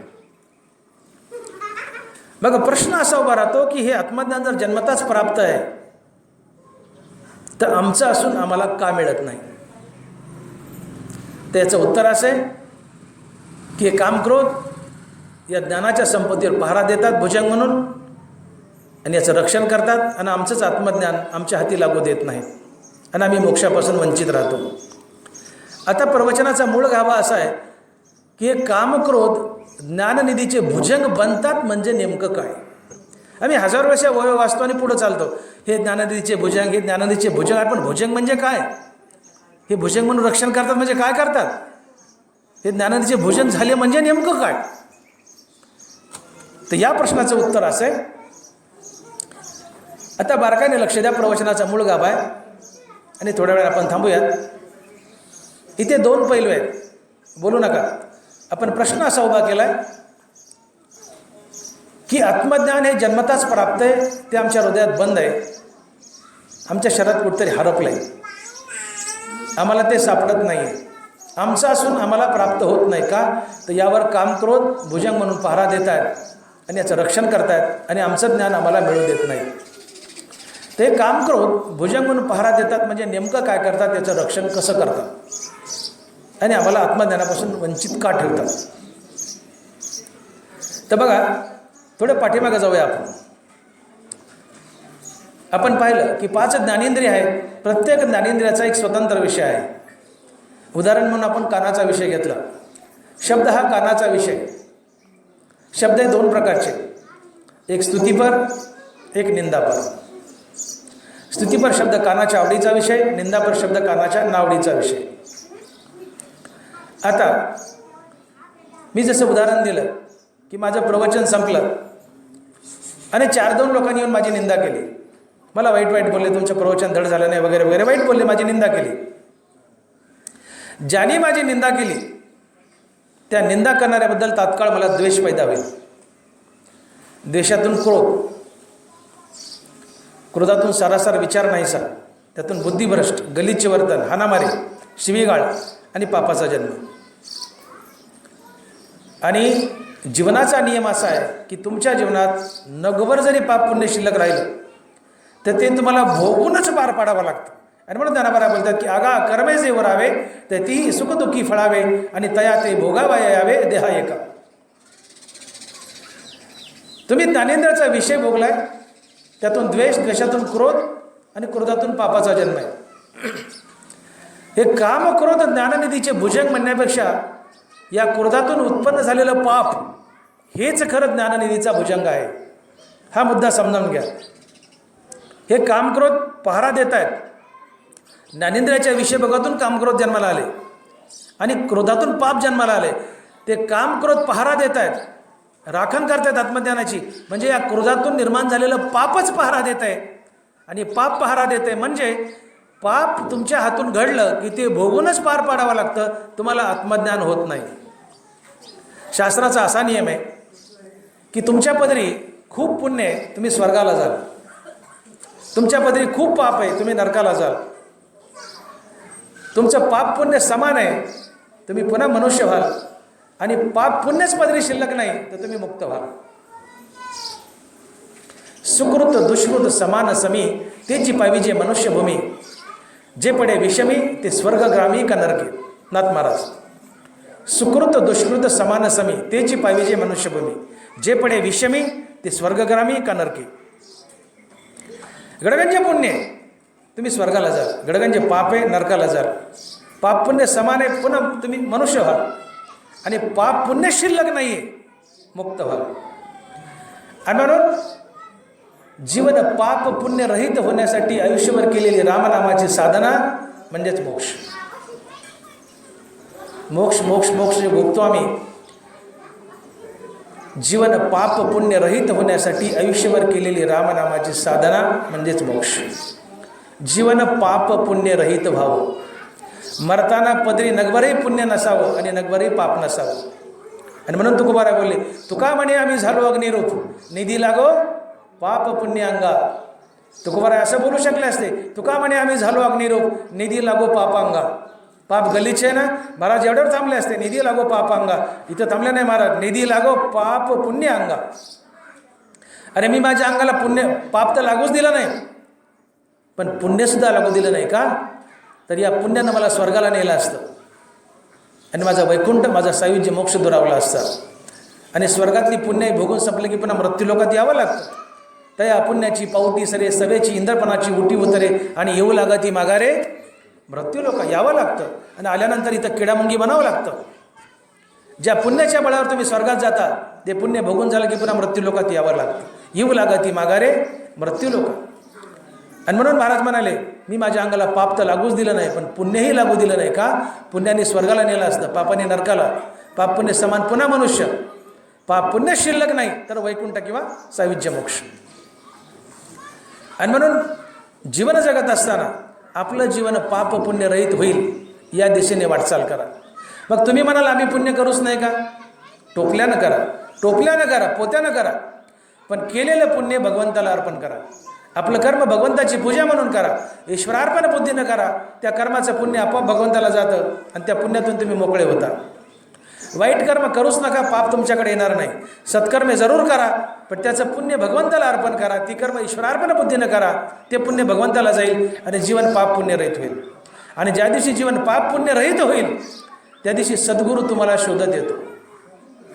आणि म्हणून तुकोबारा बोलले की माझ्या विठोबाचा कैसा प्रेम भाव, आपणची देव होय गुरु. नानाबरा बोलतायत. आणि म्हणून मी बोललो की तुमच्या जीवनात नगभरही पाप शिल्लक राहिलं तर ते तुम्हाला भोगावं लागतं. आणि ज्या दिवशी जीवन पाप पुण्यरहित होईल, पाप पुण्यरहित होईल, त्या दिवशी क्रियमान नाही, संचित नाही. आणि पुढचा जन्म धरायला पाप पुण्यच नसेल तर पुढचा जन्म धरता कशाच्या बळावर. पुढचा जन्म आम्हाला का लाभतो, या जन्मातलं क्रियमान पुढच्या जन्माचा प्रारब्ध बनणार आहे. आम्ही जर काय पाप पुण्य करून ठेवलं क्रियमान संचित, तर ते फेडण्यासाठी पुढचा जन्म आहे. पण आम्ही आमच्या जीवनात पाप पुण्य शिल्लकच राहू दिलं नाही, तर जन्म काय मिळतो माणसाला की पाप पुण्य शिल्लक असेल तर ते फेडण्यासाठी, भोगण्यास. म्हणून आपण म्हणतो ना, त्याला फेड आली, त्याला भोग आला. कशाचे भोग आहेत ते, पाप पुण्याचेच भोग आहेत. मरताना पाप पुण्य शिल्लक असेल तर ते फेडण्यासाठी पुन्हा पुन्हा जन्म धरावेच लागतात. पण मरताना पाप पुण्य शिल्लक नसेल तर ज्या पाप पुण्याच्या बळावर पुढचा जन्म मिळतो, पण आता पाप पुण्य शिल्लक नाही तर तुम्हाला जन्मच लाभत नाही. आणि मग सद्गुरूला शोधत यावं लागतं तुम्हाला. आणि या प्रक्रियेला ज्ञानोबा कर्मसाम्य दशा म्हणतात. माऊली बोलले, ऐसी कर्मसाम्य दशा होय ते तर विरेशा, मग श्री गुरु अपेसा भेटेची का. बघा ज्ञानोबा, ऐसी कर्मसाम्य दशा. कर्मसाम्य दशा म्हणजे पुण्य नाही पाप नाही, दोन्ही समान झाले. आता झिरो झालं जीवनात, पुण्य नाही पाप नाही, याला ज्ञानोबारांनी कर्मसाम्य दशा म्हटले. ऐसी कर्मसाम्य दशा होय ते तर विरेशा, मग श्री गुरु अपेसा भेटेची का. आपोआप तुम्हाला शोधत येतो माझ्या विठोबाचा कैसा प्रेमभाव, आपणच देव होय गुरु. जीवनात पुण्य नाही पाप नाही, आता पुढचा जन्म धरायची गरजच नाही. पाप पुण्य असेल तर पुढचा जन्म आहे ते फेडायसाठी, पण पापही शिल्लक नाही, पुण्य शिल्लक नाही आहे. पुढचा जन्म धरायला क्रियमान नाही आहे, संचित नाही आहे. ही कर्मसाम्य दशा आहे. मग श्रीगुरु शोधत येतो आणि तुम्हाला अहम ब्रह्मास्मी या महावाक्याचं सेवन करून मुक्त करतो. आणि म्हणून ही प्रक्रिया समजून घ्या आता, की कोणी माझी निंदा केली आहे, निंदा करणाऱ्याबद्दल मला द्वेष, द्वेषातून क्रोध आणि क्रोधातून गलिच्छ वर्तन, गलिच्छ वर्तनातून पाप. पापाचा जन्म झाला की हेच पाप ज्ञाननिधीवर जाऊन बसतं आणि भुजंग म्हणून रक्षण करतं. आणि म्हणून कामक्रोध हे ज्ञाननिधीचे भुजंग म्हणण्यापेक्षा त्यातून उत्पन्न होणारं पापच हे ज्ञाननिधीचा खरा भुजंग आहे. कारण हे पाप फेडण्यासाठी तुम्हाला पुन्हा पुन्हा जन्म धरावे लागतात आणि पुन्हा पुन्हा जन्म धरावे लागतात, म्हणून तुम्हाला आत्मज्ञान होत नाही. तुमचं जीवन पाप पुण्य रहित झालं की श्रीगुरु शोधत येतो, तुम्ही आत्मज्ञानी आहात, तुम्हाला मुक्त करतो. पण पाप शिल्लक आहे तर श्रीगुरु कसा येईल. तुम्हाला फेडावं लागेल ना, पुढचा जन्म धरावा लागेल. आणि म्हणून काम क्रोध ज्ञाननिधीचा भुजंग म्हणून रक्षण करतात. हे आत्मज्ञान आम्हाला मिळू देत नाहीत. याचा अर्थ विषय भोगातून काम क्रोध आणि या क्रोधातून पाप आहे, आणि हे पाप फेडण्यासाठी पुन्हा पुढचे जन्म आहेत. आणि म्हणून आत्मज्ञान आमच्या हाती लागत नाही. आणि इथं काय केलं मग? या काम क्रोधाने आत्मज्ञानाची राखणच केली ना. हे भुजंग म्हणून पहारा देतात आणि आमच्या हाती लागू देत नाहीत. म्हणजे काय? आम्ही रोज विषय भोगतो. कानाची निंदा भोगली, त्यातून द्वेष, द्वेषातून क्रोध, आणि हा क्रोध ताजा तावाना आम्ही तयार करतो आणि ज्ञाननिधीवर नेऊन मांडतो. रोज विषय भोगतो आणि या विषय भोगतून ताजा तावाना क्रोध तयार करतो. हा क्रोध भुजंग म्हणून पहारा देतो ज्ञानावर, आणि त्यातून पाप निर्माण होतं. आणि पाप भोगण्यासाठी पुन्हा पुन्हा जन्म. याचा अर्थ हे आत्मज्ञान आम्हाला मिळत नाही. का? तर पाप शिल्लक आहे ना, ते फेडासाठी पुन्हा जन्म आहे, म्हणून आत्मज्ञान मिळत नाही. म्हणजे एक प्रकारे या काम क्रोधानं पहारा देऊन आत्मज्ञानाचे रक्षण केलं, आणि ते आत्मज्ञान तुमच्या हाती लागू दिलं नाही. का? त्या क्रोधातून पाप आहे, पाप फेडावं लागतं, त्यासाठी पुन्हा जन्म. म्हणून आत्मज्ञान मिळालं नाही, तुम्हाला मोक्ष नाही. आणि म्हणून या भुजंग म्हणून काम क्रोधानं आत्मज्ञानाची राखण केली आणि तुमच्या हाती लागू दिलं नाही. हा एक पैलू झाला. आता याचं दुसरं अंग बघा. तुमच्या मुखात रामनाम आहे आणि तुमची कोणी निंदा करत आहे. माझ्या मुखात रामनामे माझी निंदा केली, माझं प्रवचन धड झालं नाही म्हणले. ते लेकरं दापा एक बार कोणतरी जाऊन माझी निंदा केली.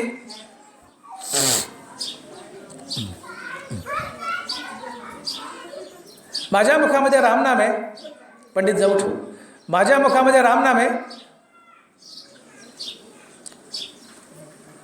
आणि कुणी माझी निंदा केली. आता माझ्या मुखात रामनाम असल्यामुळे माझा अहंकार मेला. तुम्ही रामनाम घेतलं की मनातला अहंकार मरतोच, आणि रामनाम थांबलं की त्यामध्ये अहंकार येऊन वास करतोच. माझ्या मुखामध्ये सारखं रामनाम आहे, माझा अहंकार मेला, आणि तुम्ही माझी निंदा केली, लाख निंदा केली, तर माझा अहंकार मेला आहे रामनामामुळं. पण आतून डुसणी मारायला कोणी नाही आहे. अहंकारानं डुसणी मारली तरच विषय भोगे, पण माझा अहंकार मेला आहे रामनामामुळं. आता हा अहंकार डुसणी मारणार नाही, अहंकार मेला म्हणून मी विषय भोगणार नाही. म्हणजे ज्याने माझी निंदा केली त्याच्याबद्दल मला द्वेष नाही, द्वेष नाही म्हणून क्रोध नाही, क्रोध नाही म्हणून गलिच्छ वर्तन नाही, गलिच्छ वर्तन नाही म्हणून पाप नाही, पापाचीच पैदास नाही आहे. तर जीवनात पुण्य नाही आणि पापही नाही, पुण्य नाही आणि पापही नाही. मग त्या ज्ञानावर पहारा कोण देईल? काम क्रोधातून पाप तयार झालं तर ते पाप पहारा देईल, म्हणजे ते फेडण्यासाठी पुन्हा जन्म आहे. पण काम क्रोधच नाही तयार केले तर पापाचा जन्म नाही, पापाचा जन्म नाही तर जीवन पाप पुण्यरहित झालं, तिथं पहारा द्यायला कोणी नाही आहे.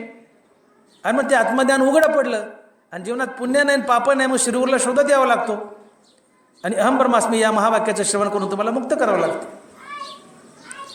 आणि म्हणून पहिला पैलू आपण पाहिला की हे काम क्रोध ज्ञाननिधीचे भुजंग बनतात. म्हणजे काय? तुम्ही कानाचा निंदा विषय भोगला, त्यातून द्वेष, द्वेषातून क्रोध, क्रोधातून पाप, आणि पापातून संसार बंधन. म्हणून ज्ञान हे कामक्रोध ज्ञाननिधीचे भुजंग आहेत म्हणण्यापेक्षा पापच ज्ञाननिधीचं भुजंग आहे असं म्हणलं तर वावगं ठरत नाही.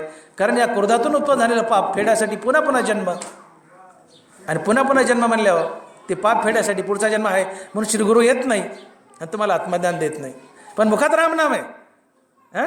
आता विषय भोग नाही, द्वेष नाही, क्रोध नाही, पाप नाही, जीवनात पुण्य नाही, पाप नाही, दोन्ही समान आहे. पुण्य नाही, पाप नाही, श्रीगुरूला शोधत यावं लागतं.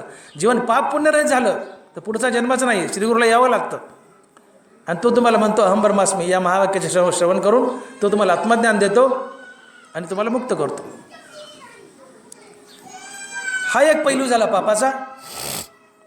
आता या विषय भोगातून द्वैत पैदा होतं. हे द्वैत कसं पैदा होतं बघा. आता कोणी तुमची निंदा केली, निंदा हा कानाने विषय भोगला, निंदेतून द्वेष, द्वेषातून क्रोध, आणि क्रोधातून गलिच्छ वर्तनामुळे एक पाप होतं, आणि तुम्ही द्वैतात जाता. तुम्हाला कोणी शिव्या दिल्या, तुमची निंदा केली,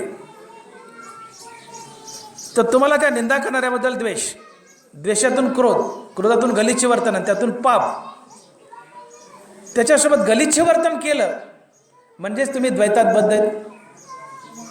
तुम्ही द्वैतात बद्ध नसते तर गलिच्छ वर्तन केलंच नसतं.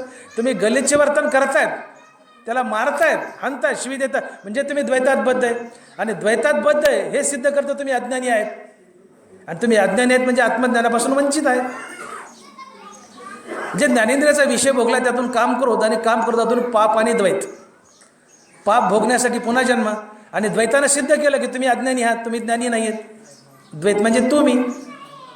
पण आता तुमच्या मुखामध्ये रामनाम आहे, सातत्यानं रामनाम भोगतायत.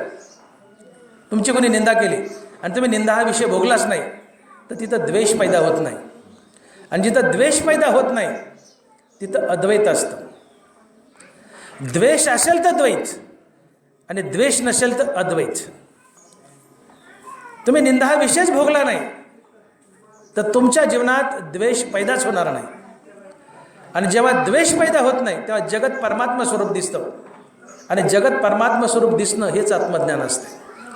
याची साक्ष ज्ञानोबा देत आहेत, माऊली बोलतायत, तिथं जाऊन या भूत द्वेषू सर्वत्र नमवय नम मीची एकू, मग आश्रयो अत्यंतिकू हासी तू माझा. काय बोलत ज्ञानोबा? तिथं जाऊन या भूत द्वेषू सर्वत्र नमवय नम मीची एकू, मग आश्रय अत्यंतिकू हासी माझा. अर्जुना, तुझा प्राणी मात्राबद्दलचा द्वेष करायचा थांबला. जाऊन या भूत द्वेषू सर्वत्र नमवय नम मीची एकू. प्राणी मात्राबद्दलचा तुझा द्वेष गेला रे गेला की तू जगतातल्या प्रत्येक प्राणी मात्राला देव समजून नमन करशील. ते प्राणी मात्र तुला भगवत स्वरूप दिसू लागतील, परमात्मा स्वरूप दिसू लागतील. आणि जगत परमात्मा स्वरूप दिसणं यालाच आत्मज्ञान म्हणतात, यालाच अद्वैत म्हणतात. आणि म्हणून म्हणून म्हणून ज्ञानोबा म्हणतात की मी तू पण राहू दे दुरी एकची घोंगडी. ही काय घोंगडी आहे? हे द्वैत म्हणजे मी तू, आणि अद्वैत म्हणजे जगात मीच नटलोय. मी आत्मा आहे, आत्मा विश्वव्यापी आहे, म्हणजे आत्म्याच्या रूपानं मीच नटलोय. जगातली प्रत्येक वस्तू मी बनलोय, हे अद्वैत आहे. जगत परमात्मा स्वरूप पाहणं अद्वैत, आणि जगत परमात्मा स्वरूप पाहणं हेच आत्मज्ञान असते. मग आता तुम्ही निंदा हा विषय भोगला नाही तर द्वेष नाही, कधीच निंदा भोगली नाही, कुठल्या ज्ञानेंद्रियाचा विषयच भोगला नाही, तुमच्या जीवनात द्वेषच पैदा झाला नाही, कुणाबद्दल द्वेषच नाही, तर समोरची व्यक्ती तुम्हाला पांडुरंग स्वरूप दिसू लागते, देव दिसू लागतो, भगवत स्वरूप दिसू लागते. द्वेष असेल तर द्वैती, द्वेष नाही तर तिथं अद्वैत आहे. आणि मग द्वेष नाही म्हणून जगत परमात्मा स्वरूप दिसू लागतं. आणि जगत परमात्मा स्वरूप दिसणं हेच आत्मज्ञान असतं. आणि म्हणून हे पैलू समजून घ्या. आणि मग त्यांना बोलावलं की विषयाची शंका मनी वस्ती देखा, तरी घातू करी असे का विवेक जाता. ज्ञानोबा बोलतात की विवेक म्हणजे काय? जगातील प्रत्येक वस्तू नाशिवंत आहे, आणि परमात्मा अविनाशी आहे, आणि तो विश्वव्यापी आहे. जगत परमात्मा स्वरूप पाहणं याला विवेक म्हणतात. जगातील प्रत्येक वस्तू नाशिवंत आहे, परमात्मा अविनाशी आहे, आणि तो विश्वव्यापी आहे, याला विवेक म्हणतात. अर्थात जगत परमात्मा स्वरूप पाहणं हा विवेक असतो. आणि ज्ञानोबा काय बोलतात बघा की विषयाची शंका मनी वस्ती देखा, तरी घातू करी असे का विवेक जाता. तुम्ही ज्ञानेंद्रियाचे विषय भोगले, अर्थात काम भोगला की तुमचा विवेक मरतो. तुम्हाला जग आणि देवाचे दोन तुकडे दिसतात, तुम्ही द्वैतात जाता. आणि ज्ञानेंद्रियाचे विषयच भोगले नाही तर तुमचा विवेक जागा होतो, आणि तुम्ही अद्वैतात जाता. आणि विवेक म्हणजे जगत परमात्मा स्वरूप पाहणं, याला विवेक म्हणतात. आणि म्हणून मी म्हणलो की ज्ञानेंद्रियाचा विषयच भोगला नाही, तुमची लाख निंदा केली पण मुखात रामनाम आहे, अहंकार मेलाय. आता आतून डुसणी मारायला अहंकार नाही, लाख निंदा केली, तुम्ही ज्ञानेंद्रियाचा कानाचा निंदा विषय भोगत नाहीत, निंदा भोगली नाही म्हणून समोरच्याबद्दल द्वेष नाही. आणि द्वेष मेला रे मेला, द्वेष मेला, द्वेष पैदाच झाला नाही की जगातली प्रत्येक वस्तू परमात्मा स्वरूप दिसते. आणि जगत परमात्मा स्वरूप दिसणं हेच आत्मज्ञान आहे. आणि मग श्रीगुरु निमित्त मात्र असतो की तो आत्मज्ञानी आहे. काना वचनाचे बेटी सरिसाचे पैकिरीटी, वस्तू होऊन ओटी कवन एक जो. ना बरं आहे. माता हात ठेविला नव्हे थापटीला जायचं. श्रीगुरु निमित्त मात्र असतो. आत्मज्ञान जन्मतच प्राप्त आहे, ते आमच्या हृदयात हरपलंय, ते फक्त शोधून देतो. आणि म्हणून ही शेवटची प्रक्रिया समजून घ्याने आपण थांबू की कामक्रोध हे ज्ञाननिधीचे भुजंग म्हणतात.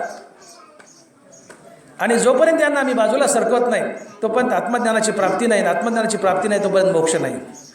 आणि म्हणून तुम्ही ज्ञानेंद्रियाचे विषय अर्थात काम भोगला, उदाहरणार्थ कानाचा निंदा हा विषय भोगला, तर त्या निंदेतून द्वेष, द्वेषातून क्रोध, क्रोधातून गलिच्छ वर्तन, त्यातून पापाचा जन्मानी द्वैत.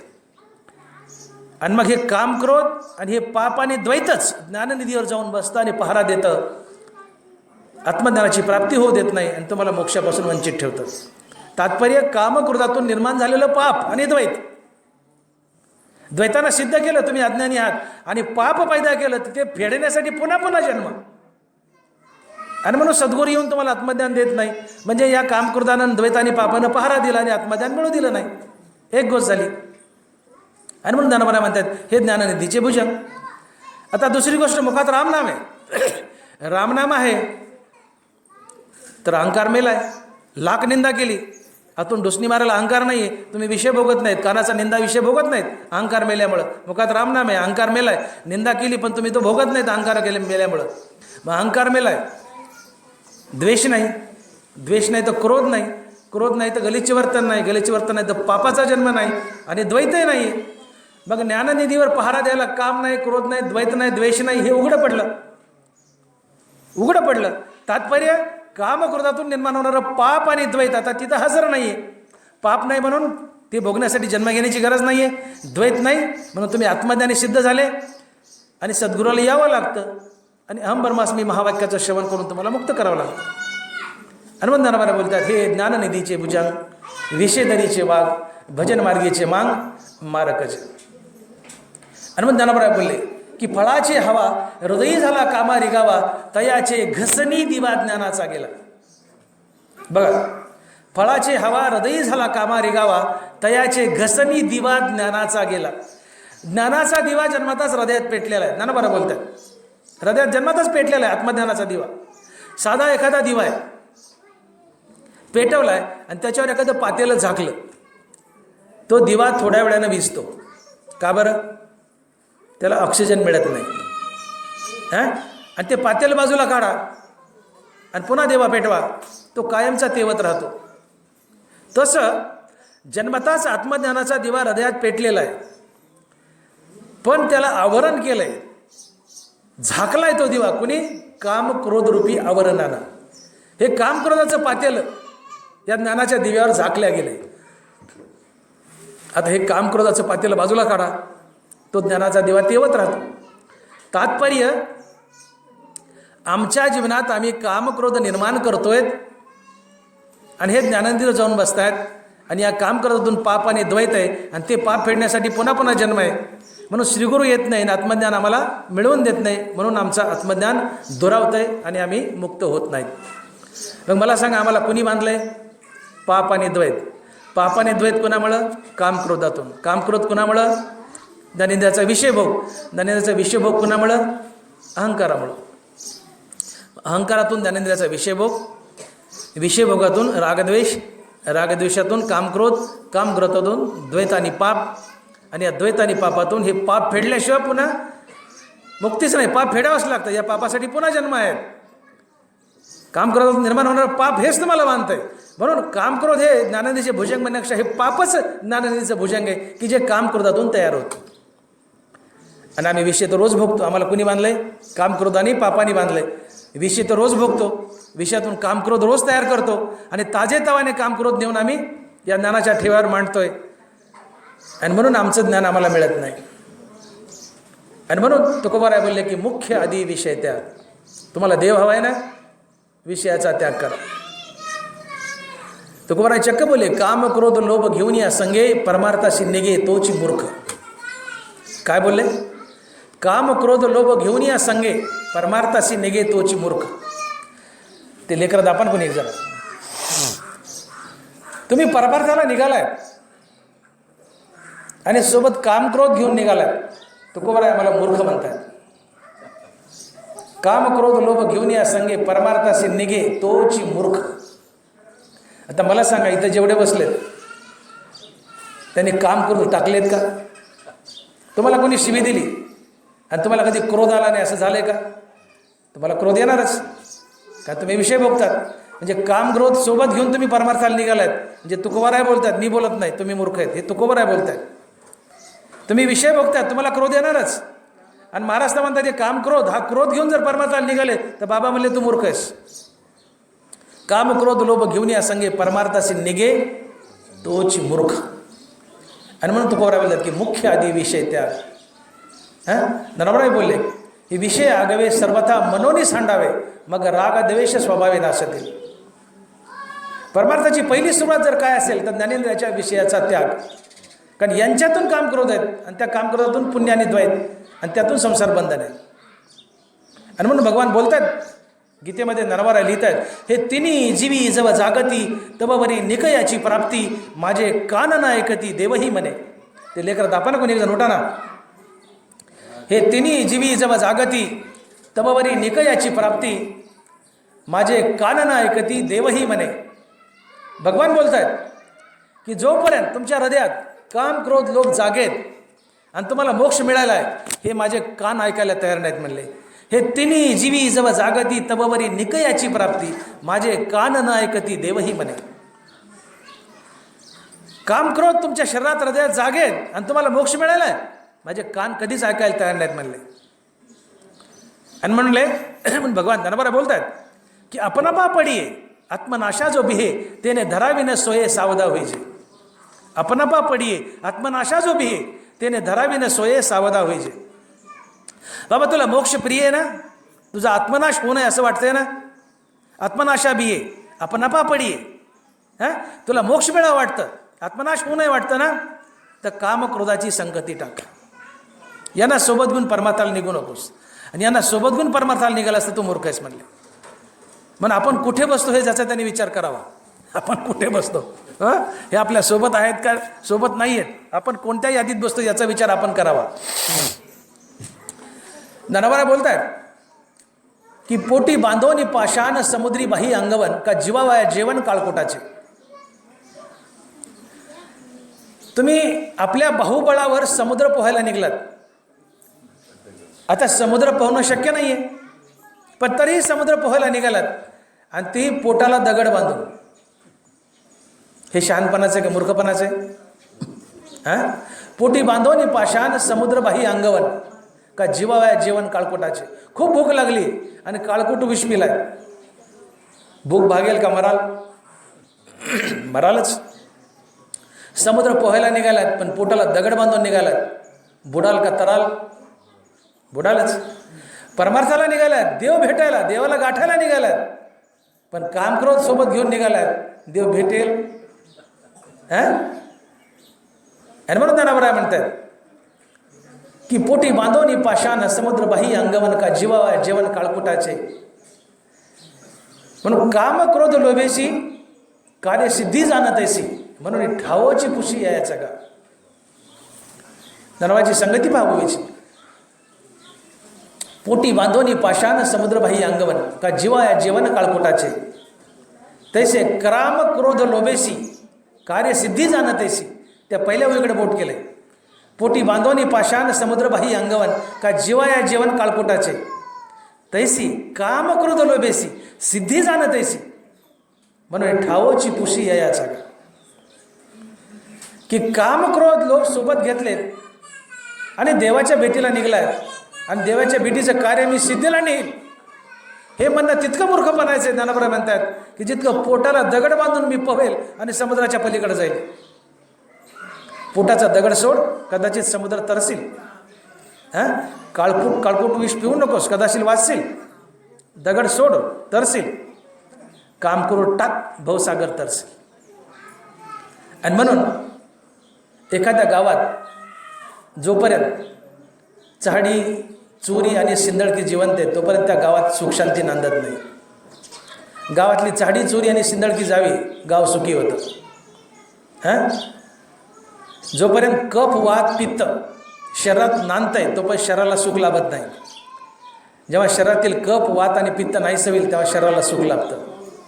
जेव्हा त्रिविध ताप आधिभौतिक आधिदैविक आणि आध्यात्मिक हे तुमच्या मागं लागले तोपर्यंत अंतकरणाला सुख नाही. हे त्रिविध ताप आधिदैविक आधिभौतिक आध्यात्मिक हे त्रिविध ताप तुमच्या अंतकरणाला सोडून जातील तेव्हा तुमच्या अंतकरणाला सुख शांती नांदते. आणि म्हणून त्यांना बोलतायत की काम क्रोध आणि लोभ यांची साखळी जर कधी तुटली, त्रिदोषी सांडिले शरीर त्रिकुटी फिटलिया नगर, त्रिदहा निमालिया अंतर, तैसे अवचटे हे तिकडी साखळ तुटे, मग तो सुखे आपल्या वाटे चालू लागे. त्रिदोषी सांडिले शरीर, त्रिकुटी फिटली या नगर, त्रिदहा निमाले अंतर. तैसे ही ती कडी साखळी अवचिते तुटे, मग तो सुखी आपल्या वाटे चालू लागे. काही एखाद्याने अवचटे हे ती कडी साखळ तुटे, मग तो सुखी आपल्या वाटे चालू लागे. जोपर्यंत चाडी चोरी सिंदळकी संपत नाही तोपर्यंत गावात सुख नाही. त्रिविध ताप जात नाही तोपर्यंत अंतकरणाला सुख नाही. तसं जोपर्यंत काम क्रोध लोभ जात नाही तोपर्यंत मोक्षाची प्राप्ती नाही आहे. आणि म्हणून यांची संगती टाका. कारण काम क्रोध लोभ हे पापाचे बाप आहे. यांना काय म्हटलंय? पापाचे बाप. कारण कामातून क्रोध आणि क्रोधातून पाप. तुमची निंदा केली म्हणजे काम भोगला. या निंदेतून क्रोध आणि क्रोधातून पाप. म्हणून काम क्रोध हे पापाचे बाप आहेत. काम हा पापाचा बाप, काम हा क्रोधाचा बाप आणि क्रोध हा पापाचा बाप. पर्यायाने काम हा क्रोधाचा आजोबा आहे. लक्ष द्या. कामातून क्रोध आणि क्रोधातून पाप. म्हणजे काम हा क्रोधाचा बाप आणि क्रोध हा पापाचा बाप. म्हणजे काम हा पापाचा आजोबा. सोप्या भाषेत काम क्रोध हे पापाचे बाप आहेत. हनुमंतानाबरा बोलतात की पातकाची दाटुकी सभाच हे.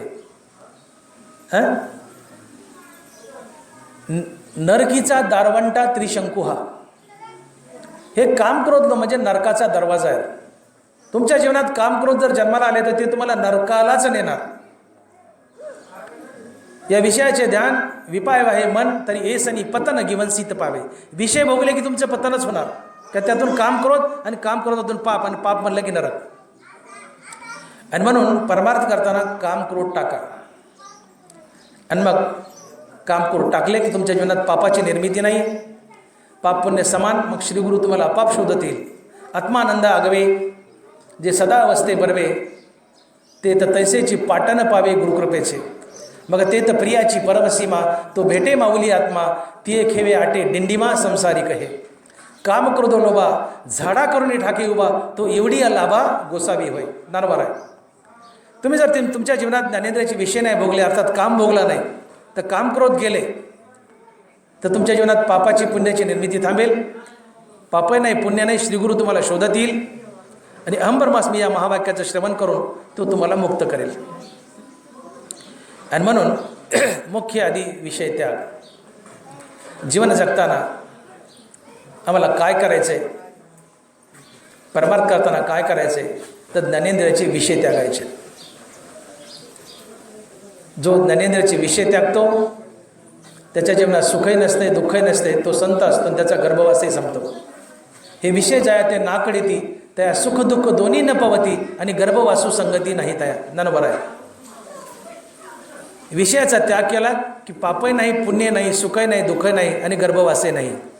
तुमचा गर्भवास संपावा असं वाटतं असेल, जन्ममनाचा फेरा चुका वाटत असेल, तर ज्ञानेंद्रियाचे विषय टाका. कारण ज्ञानेंद्रियाच्या विषयातून रागद्वेष, रागद्वेषातून पुण्यपाप आणि पुण्यपापातून संसार बंध. ज्ञानेंद्रियाचे विषय, त्या विषय भोगातून रागद्वेष, रागद्वेषातून कामक्रोध आणि कामक्रोधातून पुण्यपाप आणि पुण्यपापातून संसार बंध. आणि म्हणून या क्रोधाला जिंकण्यासाठी सर्वात सुलभ आणि सोपं साधन जर काय असेल तर तुकोबाराय सांगतायत की राम म्हणता काम क्रोधाचे दहन होय अभिमान देशोदडी. दोन गोष्टी सांगितल्या तुकोबाराने. राम म्हणता काम क्रोधाचे दहन. काम क्रोध दोन्ही जळतात आणि अभिमानही मरतो. जीवन कशानं बांधलंय? अहंकार आणि ज्ञानेंद्रियाचे विषय भोग. अहंकार जिवंत आहे तर ज्ञानेंद्रियाचे विषय भोगतो. आतून डोसणी मारतो, भाग तुला असं म्हटलं, तुझी निंदा केली, तुम्ही ज्ञानेंद्रियाचा विषय भोगता. कुणामुळं? अहंकारामुळं. अहंकारातून ज्ञानेंद्रियाचे विषय भोग. निंदा भोगली कानानं, त्यातून द्वेष, द्वेषातून क्रोध, क्रोधातून गलिच्छ वर्तन, त्यातून पाप, पापातून संसार बंधन. कुणी बांधलंय? अहंकार आणि ज्ञानेंद्रियाचे विषय भोग. मग यांना मारायसाठी औषध काय? तर तुकोबाराय म्हणतात ते राम म्हणता काम क्रोधाचे दहन होय अभिमान देशोदडी. सातत्याने रामनाम मुखात धारण करा. अहंकार मरतो. अहंकार मेला की ज्ञानेंद्रियाचे विषय मरतात, त्याचा भोग नाही. मग तुमची लाख निंदा करो, तुमची लाख कोणी निंदा करो, तुम्ही ज्ञानेंद्रियाचे विषय भोगत नाही. तुम्हाला स्तुतीने आनंद झाला तर निंदेने नक्कीच दुःख होईल. म्हणजे वाक्य बारकाईने ऐका, स्तुतीने आनंद झाला तर निंदेने नक्कीच दुःखी होईल. तुम्ही स्तुतीने आनंदू नका, निंदेने दुःख होणार नाही. तुम्हाला उद्बत्तीच्या वासाने आनंद झाला तर पादलेल्या वासाने नक्कीच दुःख होईल. तुम्ही उद्बत्तीच्या वासाने आनंदू नका, पादलेल्या वासाने दुःख होणार नाही. पाठीहून कोणी मृदू हात फिरवला, प्रेमाने हात फिरवला, आनंद झाला तर चापट मारल्यावर नक्कीच दुःख होईल. मृदू स्पर्शाने आनंदू नका, चापट मारल्याने दुःख होणार नाही. तुम्हाला सुंदर रूप पाहिल्याने आनंद झाला तर घाणेरडं रूप पाहिल्याने नक्कीच दुःख होईल. सुंदर रूपाने आनंदू नका, घाणेरड्या रूपाने दुःख होणार नाही. गुलाबजामुन खाल्ल्याने आनंद झाला तर कडू कारल्याने नक्कीच दुःख होईल. गुलाबजामुने आनंदू नका, कडू कारल्याने दुःख होणार नाही. हे ज्ञानेंद्रियाचे विषय टाका. आणि हे टाकण्यासाठी रामनाम आहे. राम म्हणता काम क्रोधाचे धन, होय अभिमान देशदडी. हे विषय टाका, कारण यांच्यातून रागद्वेष, रागद्वेषातून काम क्रोध, आणि काम क्रोधातून द्वैत आणि पाप, आणि यातून संसार बंधन. आणि हे ज्ञानेंद्रियाचे भुजंग म्हणतात. आणि आम्हाला आत्मज्ञानापासून आणि मोक्षापासून वंचित ठेवतात. म्हणून शेवटचा टप्पा. आणि म्हणून या विषयाला जिंकण्यासाठी, या विषयातून काम करू देत, तर विषयाला जिंकण्यासाठी ज्ञानोबारायांनी, शेवटचे 5 मिनिट, ज्ञानोबारायांनी ज्ञानेश्वरीच्या 12व्या अध्यायात अभ्यासयोग सांगितला आहे की विषय कसे जिंकाव्यात. ज्ञानोबारायांनी 4च वया लिहिल्या, पण पूर्ण संसार कसा जिंकावा या 4च वयातून सांगितले 12व्या अध्यायामध्ये अभ्यासयोगात. ज्ञानोबाराय बोलतात, तरी गा ऐसे करी या आटापारा माझारी, मोटके निमिष भरी देतो जाय. मग जे जे का निमिक देखेल माझे सुख, ती तुले आरोचक विषयी घेईल. जसा शरदकालो रिगे आणि सरिता ओटू लागे, तसे चित्त काढेल वेगे प्रपंचनी. मग भोगातून निघता चित्त मज माझी रिगता, हळूहळू पंडूसुता मीची होईल, मीची होईल. या 4 वया जर तुम्ही बारकाईने अभ्यासल्या तर ज्ञानेश्वरी बाकीची नाही वाचली तरी चालते. पूर्ण अध्यात्माचं सार ज्ञानोबारायांनी या 4 वयात ओतलंय. काय बोलते माऊली की या आटापारा माझारी, तरी गा ऐसे करी, तरी गा ऐसे करी या आटापारा माझारी, मोटके निमिष भरी देतो जाय. अर्जुना म्हणले, अशा कर दिवसात 8 पहार आहेत एकूण, सकाळ दुपार 3रा पहार वगैरे एकूण 8 प्रहर आहेत. त्या कुठल्याही एका प्रहारात एकदा राम म्हण. तरी गा ऐसे करी या आटापहारा माझारी, मोटके निमिष भरी दे तुझा. निमिष म्हणजे सेकंद, 1 सेकंद या 8 पहारात 24 घंट्यात एकदा राम म्हण. उद्या 2दा म्हण, परवा 3दा म्हण. आणि ज्ञानोबा बोलतात की या मनाचे एक निके, जे देखिले गुढीच्या ठाया सोखे, म्हणून अनुभव सुखच कौतुके दावीत जायचे. या मनाच्या सगळ्या सवय वाईट आहेत, याची एकच सवय चांगली की जी वस्तू याला पुन्हा पुन्हा दाखवावी हे तिकडं जायला चटावतं. हे फार खोडीले म्हणजे याच्या सगळ्या सवय वाईट आहेत, याची एकच सवय चांगली, याला जी वस्तू पुन्हा पुन्हा दाखवावी हे तिकडं जायला सोकतं. याला रोज सिनेमा दाखवा, रोज तमाशा दाखवा, ते सिनेमा तमाशाला चटावेल. पण याला रोज हरिनाम दाखवा, हे हरिनामालाही चटावेल. एवढीच एक चांगली सवय म्हणली याची. या मनाचे एक निके, जे देखिले गुढीच्या ठाया सोके, म्हणून अनुभव सुखाची कौतुके दावी इथं जायचे. मग याला जे रोज दाखव तिकडे जायला चटावता ना म्हणले, याला जे रोज दाखव त्याला चटावतंय, मग याला हरिनाम दाखवा ना रोज, हे हरिनामालाही चटावेल. आणि म्हणून अभ्यासयोगाची पहिली वही ज्ञानोबा लिहितात, तरी गा ऐसे करी या आटापारा माझारी, मोटके निमिषभरी देतो जाय. याला दिवसात एकदा राम म्हणायला, उद्या 2दा, परवा 3दा, 4दा, 5दा, असं करत करत हळूहळू हरिनाम वाढवत जा. याला रोज हरिनाम दाखवत जा. आणि याचा स्वभाव, याला जी वस्तू रोज दाखवावी हे तिकडं जायला चटावतं. या मनाचे एक निके, याची ही सवय, याला रोज जे दाखवाल तिकडं जायला चटावतं. मग रोज हरिनाम दाखवा ना म्हणले, हे हरिनामालाही चटावेल. आणि हरिनामाला चटावलं की त्याला हरिनामात गोडी दिसू लागेल. मग जे जे का निमिक देखेल माझे सुख, ती तुले आरोचक विषयी घेईल. आरोचक म्हणजे तिटकारा, विषय म्हणजे आपण जे बोलत ज्ञानेंद्रियाचे. जे जे का निमिक देखेल माझे सुख, ती तुले आरोचक विषयी घेईल. याला रोज हरिनाम दाखवा, हे हरिनामालाही चटावल. आणि हरिनामात याला गोडी दिसू लागली की याला विषय भोगाचा तिटकारा येईल. हे ज्ञानेंद्रियाचे विषय भोगणार नाही. मग जैसा शरद कालू रिगे आणि सरिता ओटू लागे, तैसे चित्त काढेल वेगे प्रपंचोने. आणि याला हरिनामात जर गोडी दिसू लागली त्याला विषयाचा तिटकारा येईल. आणि जशा उन्हाळ्याला की नद्या आटू लागतात तसे प्रपंचाला आणि विषय भोगाला आटेल. आणि चित्त प्रपंचाला आणि विषय भोगाला आटणं म्हणजेच वैराग्य. आणि या वैराग्याने देव भेटतो. ते हे विषय वैराग्य जे आत्मलाभाचे भाग्य याने ब्रह्मानंदायोगी जीव होते.